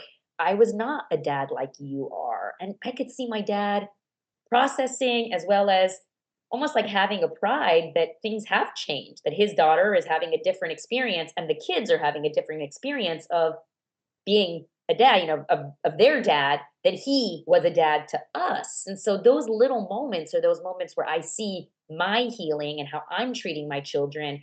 My dad, I can see his wheels are spinning. He's sharing and he's also absorbing and healing from some of those things as well, even though we're not, you know, having us go to therapy, or he's not going to therapy to deal with the traumas of his past, for example. Yeah. Therapy's all fake anyways. So I'm sorry. Fake jobs. Fake jobs. They're all that. You're just like, yeah, therapy's fake. Fake news. Those are, I'm going to stop. Immigrants taking our jobs. The immigrants are taking our jobs. I love how you stopped and then you went back. They're just taking our jobs. I had to say it. I had one comment, and then I'm gonna kick it to Spence, and then I can also ask a question. So the one comment is I didn't really learn about my mom. Obviously, I tell all my clients you're gonna hold your parents accountable, and your mama can't love you or do this and that, and then they're never gonna be able to do it. And there's reasons why it ain't got nothing to do with you. You don't suck. They don't hate you. She just can't do it. They can't, and that's fine. And so my kids would be like, "Why don't they love me?" And I'm like, "Kid, you're easy to love. I don't know. It ain't about love. It's just they just don't have it in them because of stuff."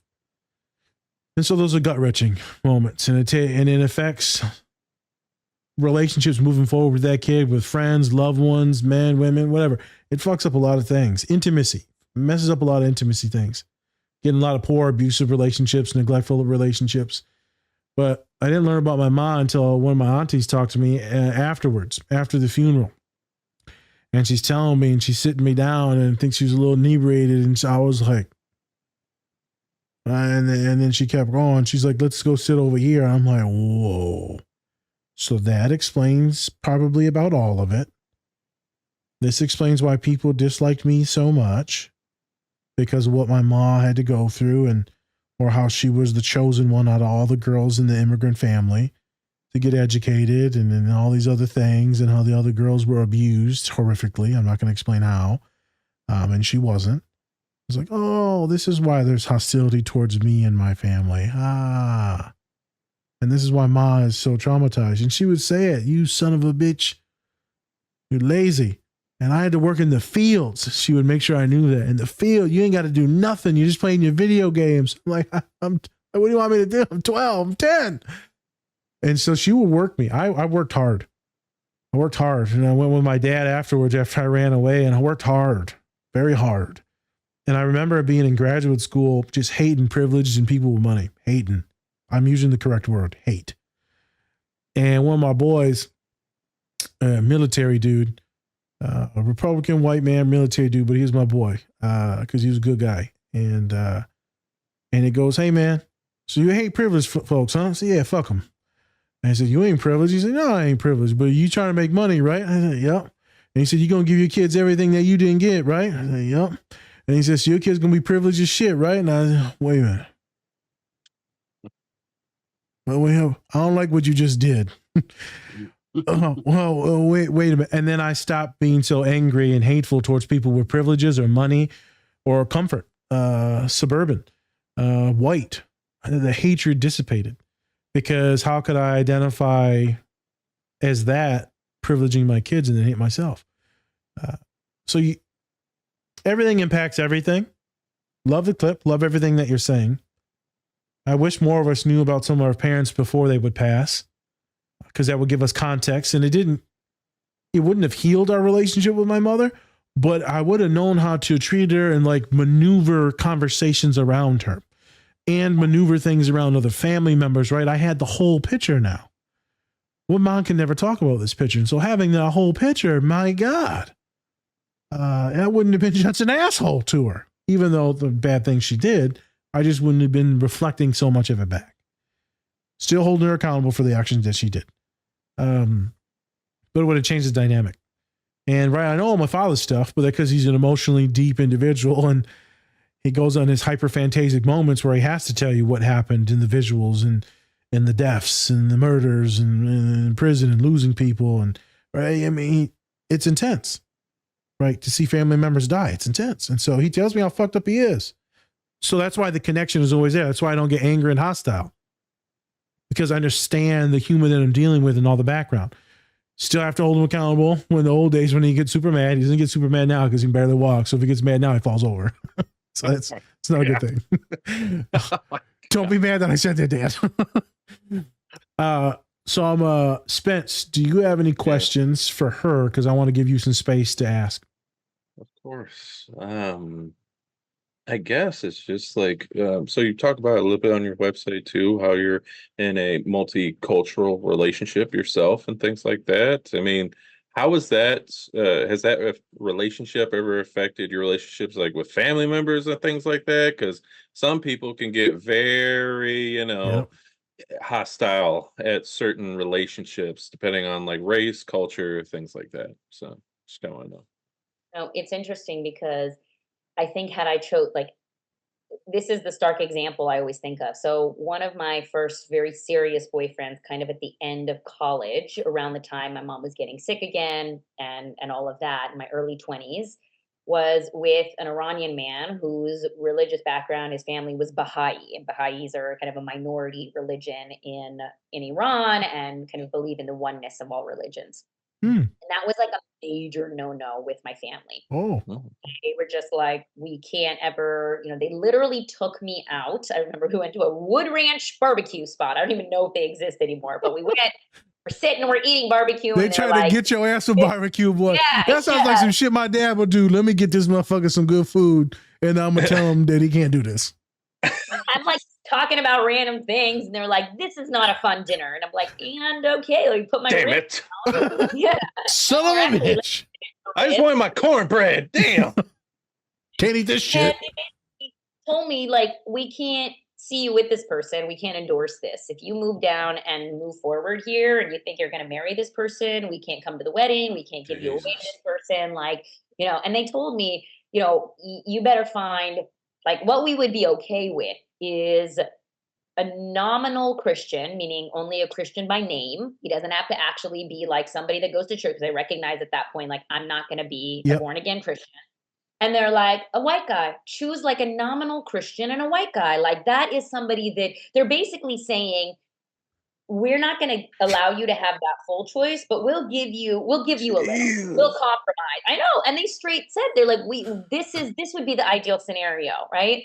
Yeah. So I'm remarried, so I was divorced. My first husband was exactly that, like German and Greek. Jesus, and you went real white, girl. You went to ultimate white. You Right? said, "Hey, was master race." She understood the assignment. Yeah, I got it. It was like 6 foot tall, 6'5", so it was tall, shit. white guy. Damn. Non-negotiable. Went to church on Easter, went to church on Christmas. Like that was part of his upbringing, right? Mhm. Yeah. My second husband, he's Italian American, and he's got a mom who was an immigrant. She came when she was 4 from Italy, and he still has Italian roots, and a lot of the ethnic pieces he can kind of relate to, even though his mom grew up here and he was born here. His dad is Italian and English. That's where the Peck comes from, the English piece. But again, he grew up Catholic, so every once in a while he'll go and take the kids and do a Sunday mass, especially like for major holidays. And it made me, I've had to think about, wow, that conversation with my parents. And I really knew before that conversation how they felt about my relationship. It wasn't like they had to take me out to Wood Ranch to have it. Like I knew that it was going to be a big deal if I went that way. And it's so interesting that I chose 2 men that were that kind of umbrella, different from one another in some major ways, but not that different. So all that to say is I've seen a lot of people within intercultural relationships. If you're a woman of color, your parents might not mind, your community might not mind if you date up or marry up, which usually means a white guy. If you marry someone white, it's perceived as a lot more palatable than choosing, for example, someone that's like lower than you, right? And I think the worst case scenario, because there's so much anti-Black sentiment in a lot of immigrant households, my parents were also like, and never in a million years could you be somebody Black. I'm gonna be for real with you right now. I know that guy you're talking about. I know that I know he was Black. It's fine. You don't want to say it. I know he was. It's fine. Yeah, he was Iranian. Sure, he was Iranian, but girl, he was Black as hell. Hey, I've been with a lot of Iranian women myself. That motherfucker was straight from Africa. I'm joking, but I'm thinking of when you were saying all that, I'm like, yep. Yeah. Because we act like we can't be racist, people of color. We are racist as shit. And yeah, it's anti-Black, it's anti-color, right? Brown, right? But like, man, sometimes it ain't just white folk. And I think a lot of people lose that in translation, man. It's a lot of us that hate a lot of other races. I know a lot of Arabs shit on a lot of other Arabs, right? I mean, I've had to work with clients. They're like, yeah, man, I can't date them. I said, why not? Because they're just a poor dog race. Holy shit. What race was it? I'm very clear on it, Naz. I say anti-Black sentiment or anti-Arab, or I'd say socioeconomic, isms, because I do truly believe that you can only be racist. Racism has to have power. And so when you've got 2 groups that don't have power, I call it anti-Black sentiment. I call it internalized racism, because you really can't be racist if you don't have the power. So I think that I reserve racism for you have to have some kind of power when it comes to race. I'd like that. Then you've got white supremacies. But then I talk about there's anti-Black sentiment, there is socioeconomic and education and prestige discrimination, where if somebody doesn't have those degrees, if somebody doesn't, colorism, those things, absolutely, I call that what it is, but I do reserve racism for, okay, you've got to have the power. So I don't think that, I can't be racist, but I absolutely have isms. I absolutely have different biases, anti-Black sentiment. That I think is absolutely rampant in the immigrant mentality. And the education piece is huge, especially within Middle Eastern communities. It's like, if you're not educated, that looking down on the socioeconomic piece or the education piece is like, what do they do? You can't be with someone who's a carpenter. Jesus was a carpenter. You can't be with someone who's a carpenter or a woodworker. You've got to be with a doctor. But all these people fucking think Jesus was white, blonde hair, blue eyes. So, right, I mean, God forbid, he is Arab as shit or Black. Let's be real. Yeah, it's from Palestine, people, do research. But, okay. So that's one little piece. I can't remember that race, my boy. I think it was Afghani. That they were like, yeah, it's just dirt poor. And then he was, I think it was Saudi Arabian. And he's like, yeah, no, that's below our culture. And it was all about how do we work with him and his family, because he loved his woman. And he was going to break up, whether or not break up. And it was a long, I mean, we're talking about like 6 months we had to work on this, leading up to showing her to the family, which is the siblings first, and they approved. And then the dad was like, oh, no, she's cool. He's like, but don't you hate these people? What about society? That's all I ever hear is society. Society. And all the races and international folks I worked with says, what will society think? Like, who the fuck is society? Do you love her? First time you've ever felt love? Yes. I said, well, when we moving forward and we need to talk to your dad. He said, no. Okay, well, I'll see you next week. Give me my $125. Yeah.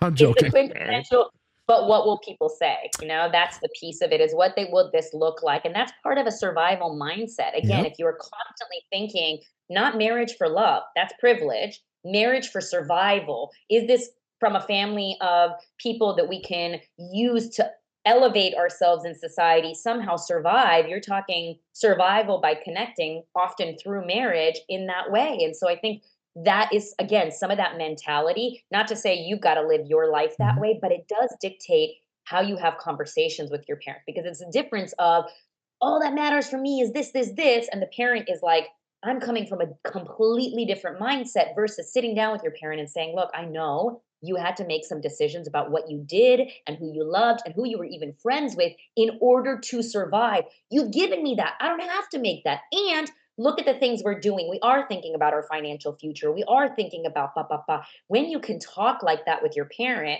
in the end, you might get married to whoever you're going to get married to anyway. But you were saying something, Nas, like the dynamic is different.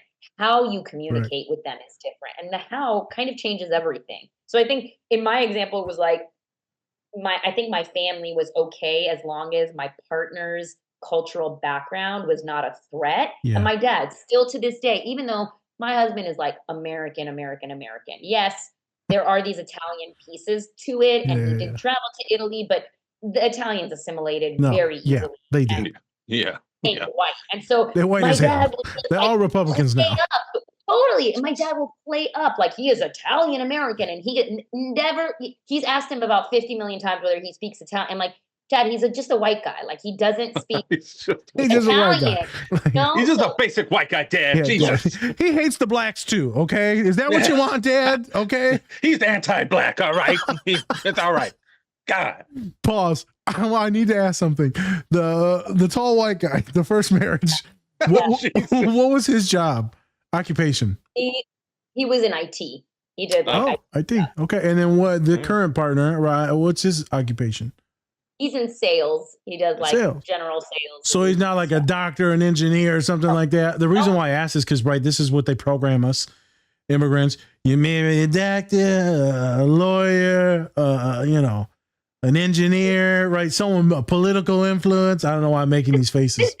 I was going to say, who's this immigrant accent you're doing? I know. I feel like I'm going for Robert Downey, or not Robert Downey. Robert De Niro. Robert De Niro. Yeah. Whenever I make this face, that's Fredo, my son. Huh? Where's your mole at? My daughter? My daughter's not a hua, okay? Oh my God. What is that? I don't know, man. You're so bad. I've gone full autistic. Okay. That's a really bad thing. I don't know what kind of bad thing. I must have not taken my pills today. That's the reason. Yeah, I ran out of the butt ones. So. Oh my God. All right, we're pivoting. I just wanted, again, put context on things because occupation and race do mean a lot of things. Right? It's all joking and satire, but there's real stuff on why I ask these questions always. And color. I think if this person were another immigrant from a group outside of my own background, then those things would become even more important. But you bring in, like, it's a joke, but also you bring in a basic white guy, he's already going to have a million different privileged associations, even if he doesn't have that. Now, my husband went to business school, is a wonderful person, is starting a school. Like, I absolutely adore him, but he didn't have to try as hard as my first boyfriend ever, who was Mexican and was getting peppered with all those questions, you know? So like, I think that it really does matter when you've got, and again, if you've got a light-skinned Mexican from a really, privileged family, financially well off, now it's going to be a whole different story. But I really see a lot of people in intercultural relationships, the hardest struggles are when your family perceives you to have married down or disgraced them with that choice versus elevated themselves, because it cuts at some of the deep colorism and kind of anti fill in the blank sentiment. Plus, it also hits at their survival mechanisms and really makes them kind of jump in with this urgency and almost like fury to try and get you not to make that decision, because their nervous system is like, that's impending doom. And you're like, no, it's not the same situation. This is not going to be. And then I also like to remind people when I work with Armenian clients, the Armenian genocide, Yeah. really, when you have come from a people who have been genocided, you've got to think about how your blood, and even even those that are part of the African diaspora, right, and brought over by chattel slavery, is like the one drop rule. Like, your blood, your ethnicity, it matters for life or for death. And these things get encoded again in the intergenerational dynamics at play. They get encoded. And so sometimes your family is reacting from that place of having had race, bloodline, and those pieces really matter. And they can come in like that with that fight or flight response, even though you're just dating somebody who practices a different religion. And you're like, it's not that serious. And for them, they might not cognitively understand why it is that serious, but they're acting as if it's as life or death, because maybe you look at that lineage and you In the back. see why those things had such a big impact and maybe were life or death before. We know lots of stories of, black men that were lynched for even White women. supposedly looking in the way of a white woman. We're not that far off from that history to then have people that say, oh my gosh, you're going to marry this? Why would you do that? Or why would you bring kids into this context? And so sometimes it's recognizing that those kinds of dynamics and histories are part of why families disapprove of certain things, and conversely why they approve of certain marriages, even when you're not dating or connected to someone from your same background. And it's always interesting to kind of pick that apart and see what's going on. Anything else, Spence?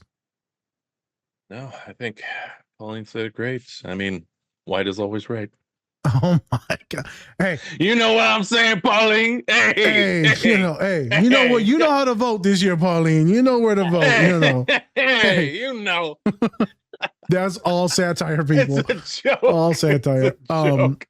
I'm black too. It's fine. So I'm gonna make a quick pivot, and then we can get out of here today. So you can answer either one. Is we can go back into the comedy that I said earlier when it comes to religion and discerning out, and how did you deal with that? Not your parents, you. Because we've done a lot about you talking about others and all the trauma and all the shit.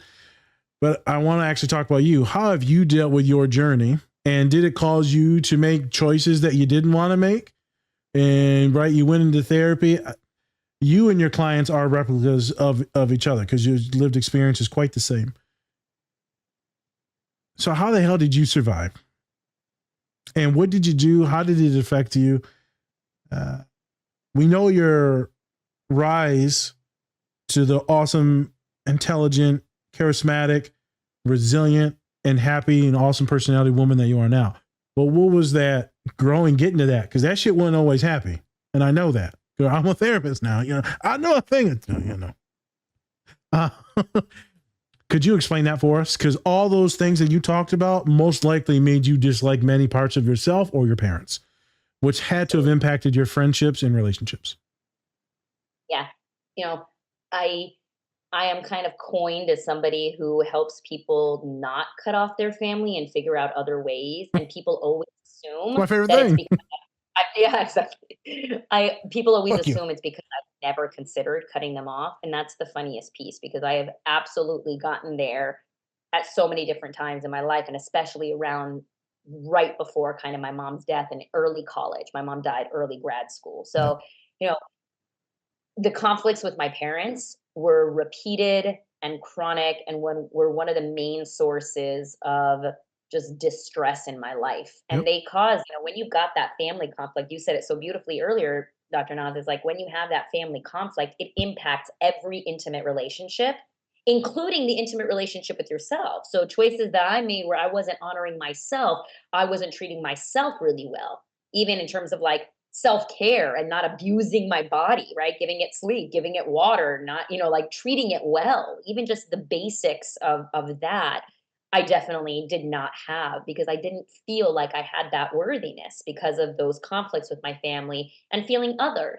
When you come from a very religious family and you're taught that goodness is tied to religiosity, and then you're turning your back on that, and your family is like, you're literally choosing to then condemn yourself to hell, and you're trying to contend with that as a young person.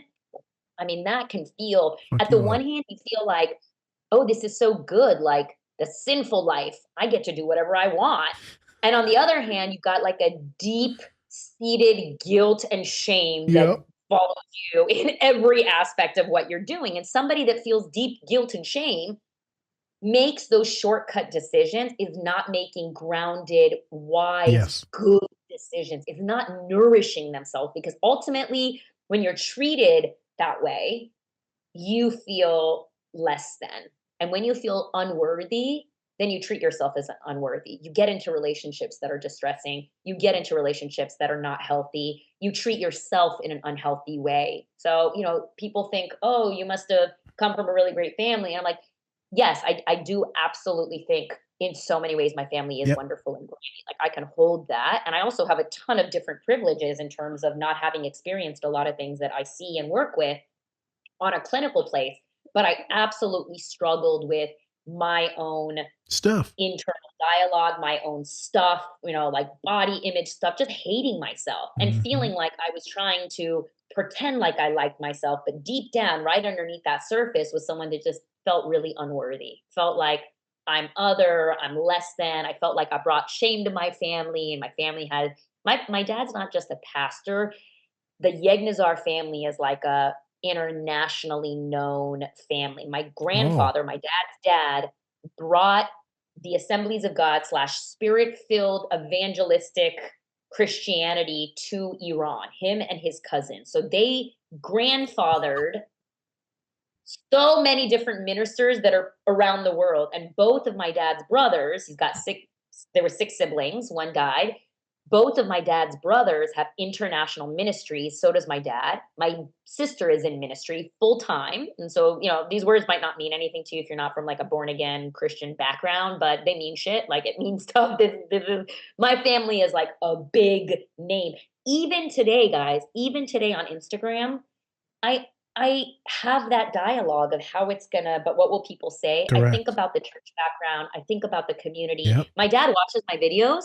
I don't know how deeply he's a quick scroller, so I don't know, but he watches a lot of my videos. The other day he was like, it was a while back actually, but he said, do that thing, tell that story of like how I bring you stuff and you don't like to eat it and you choose your battles. Like, do that thing that you did on TV. And I was like, you mean my Instagram? It wasn't TV, Dad. It was Instagram. He's like, yeah, tell that funny story. And I'm like, Dad, don't watch my Instagram. Yeah. Hopefully he doesn't listen to this fucking podcast. Jesus. Yeah, no. Sorry, Pauline's dead. Yeah, I don't think he's like figured out the podcast thing. Oh, thank but God. I always am thinking about that. People think I've gotten to this, like you get to this place where you have it all figured out or nothing gets to you.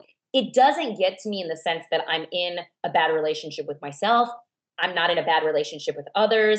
My life is generally peaceful, even the distress. And I try to really normalize putting it out there. Like, I show people that I'm distressed. I tell them what I'm struggling with. My content, I strive to make it very real. But I'm not distressed at my mess because honestly, I'm a very, there's like a hot mess. I'm a clean mess. Like, I don't have that much mess, because I dealt with a lot of that. She's a But white people mess. It's clean, it's vanilla.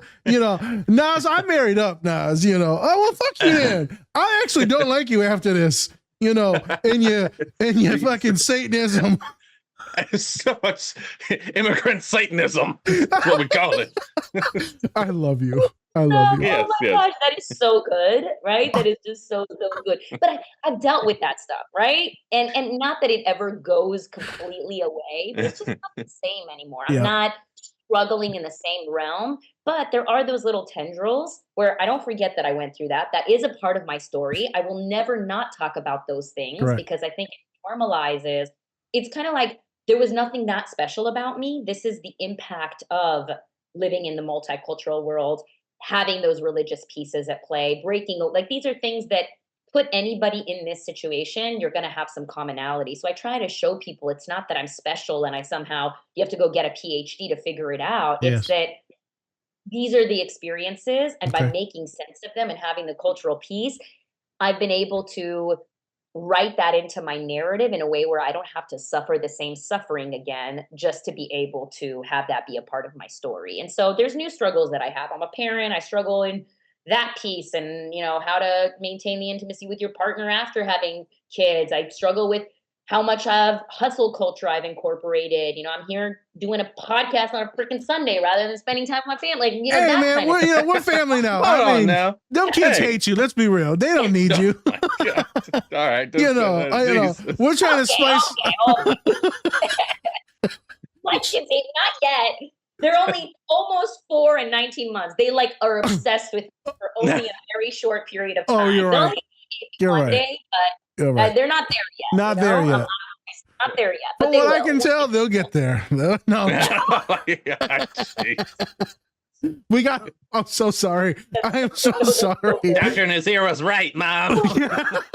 So good. My kids will listen to this podcast. My 4-year-old will figure out how to do this. Yeah, your 4-year-old's not making it through a fucking 2-hour podcast. I'll tell you that. We gotta wrap it up, bro. I'm tired. This is magnificent. Yes, this was fantastic. Thank you so much, Pauline. Can we have some, can you give us some, what you're going on, what you up to, some plugs for us and yourself? What do you want to promote? Yes. Yeah. So my kind of bread and butter is find me on Instagram. It's a resource for you. Pauline the Psychologist. It's a place that is my free love letter to the daughters of immigrants, just normalizing and talking about the things that maybe you, again, have thought were a you problem, and then you see thousands of other women that are a part of that. And then the signature program that I have is a coaching program that I've developed for the daughters of immigrants. I only have a small little caseload, and first place, I'm not kind of saying it publicly, but by the end of the year, I'm going to be moving out of providing direct therapy care anyway. I've been doing this for 14 years. I'm ready to kind of do something a little different. Right. I'm still going to be running a group practice. So I took on new people. If you're in California or New York, Noor and my associates at Noor would be happy to provide you culturally informed, trauma-informed care. And we have a bunch of different really exciting specialty areas based on the unique individuals that I've taken on. Okay. But the coaching stuff, which was my side gig, has just grown in that I'm able to work with women all across the world. And I have 2 formats. So I have an individual program, just me and the person. It's called the Culture and Connection Program. And I've worked with women all over. And it's basically like the toolkit that you would want every daughter of immigrant to have. And so we started looking at the intergenerational piece. Then we look at childhood. Then we do the relationship with yourself. And finally, we do the relationship with other people. And so I've kind of created, it's almost like a course and a live experience with me. And you've got the individual piece, and then you've got the group piece. And so the group piece is getting the daughters of immigrants together to do basically that same format, but in the group setting. And I ran it once in March, and it was just so wonderful. And I still think about these women today, and I'm hoping to gear up to run one before the end of this year. So that's something I'm actively getting people involved in. So if you live anywhere in the world, and that's the therapy piece is, you have to be in the same state, and the person has to be seeing blah, blah, blah, blah, and the price has to be right. Whereas coaching, I work with women all around the world. It's a month-long program. The individual, like I said, is Culture and Connection. The group is Roots and Fruits.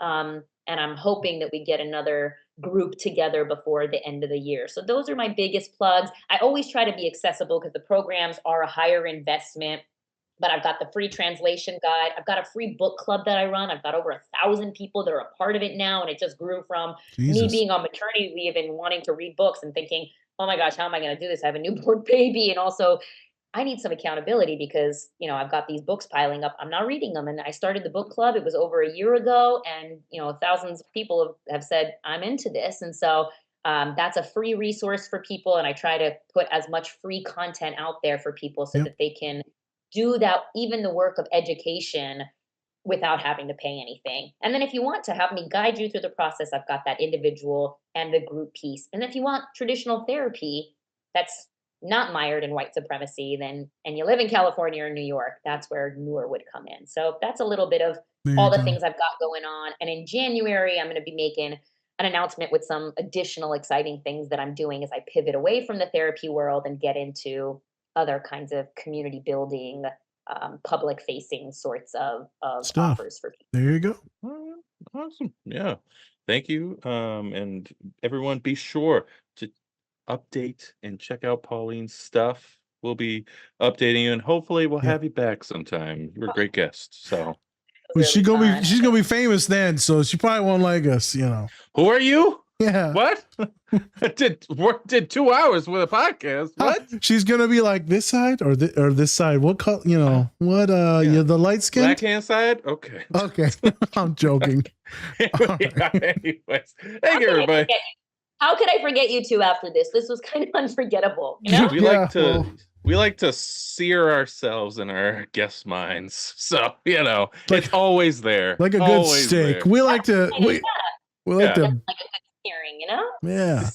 Okay. Yeah, All right. So, hey, one last joke. When she's like, it's called fruits and roots. I was like, I got a couple of fruits for you. oh my God. Us two right here.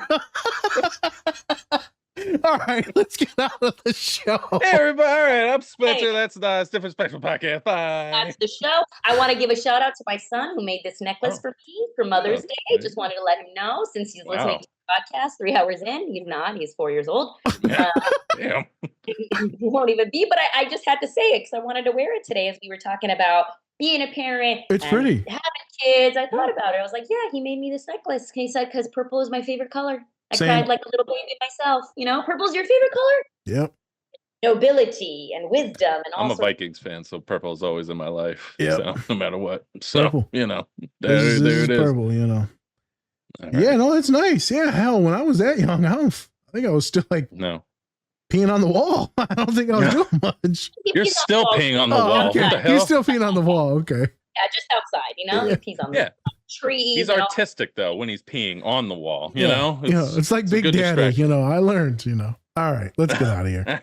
All right, Spencer, Naz. I don't know how we got here, but here we are. That's Most the people have fun. podcast. They never know where we're going to go. So this is, you two are kind of a tremendous influence. If I hang out with the two of you too much, I'm going to start having all this stuff. This is great. Oh no, if you hang out with us, well, for one, you're gonna have a good time. And I mean, afterwards, we're probably gonna eat. So I'm sorry to you. You know, your grandma is gonna be like, you're either really healthy or she can call you really fat if she was still here. Okay, what are you guys going to eat? What's that next meal going to be? Just to fill me in on that. I have no idea. I'll have to see what I got. I just know that me and him, whenever we hang out, we go and eat. All my best friends, we exercise, we go lift or play basketball, and then we eat. Masculinity is very easy. We're very simple creatures. All right. We need to actually get the outro here. I'm Spencer. That's Nas, Different Spectrums Podcast. All right, everyone. Much love and thank you for listening to this podcast. Thank you to our guest. Remember, everyone, take care of yourselves. Or don't. It's completely up to you. And we're out of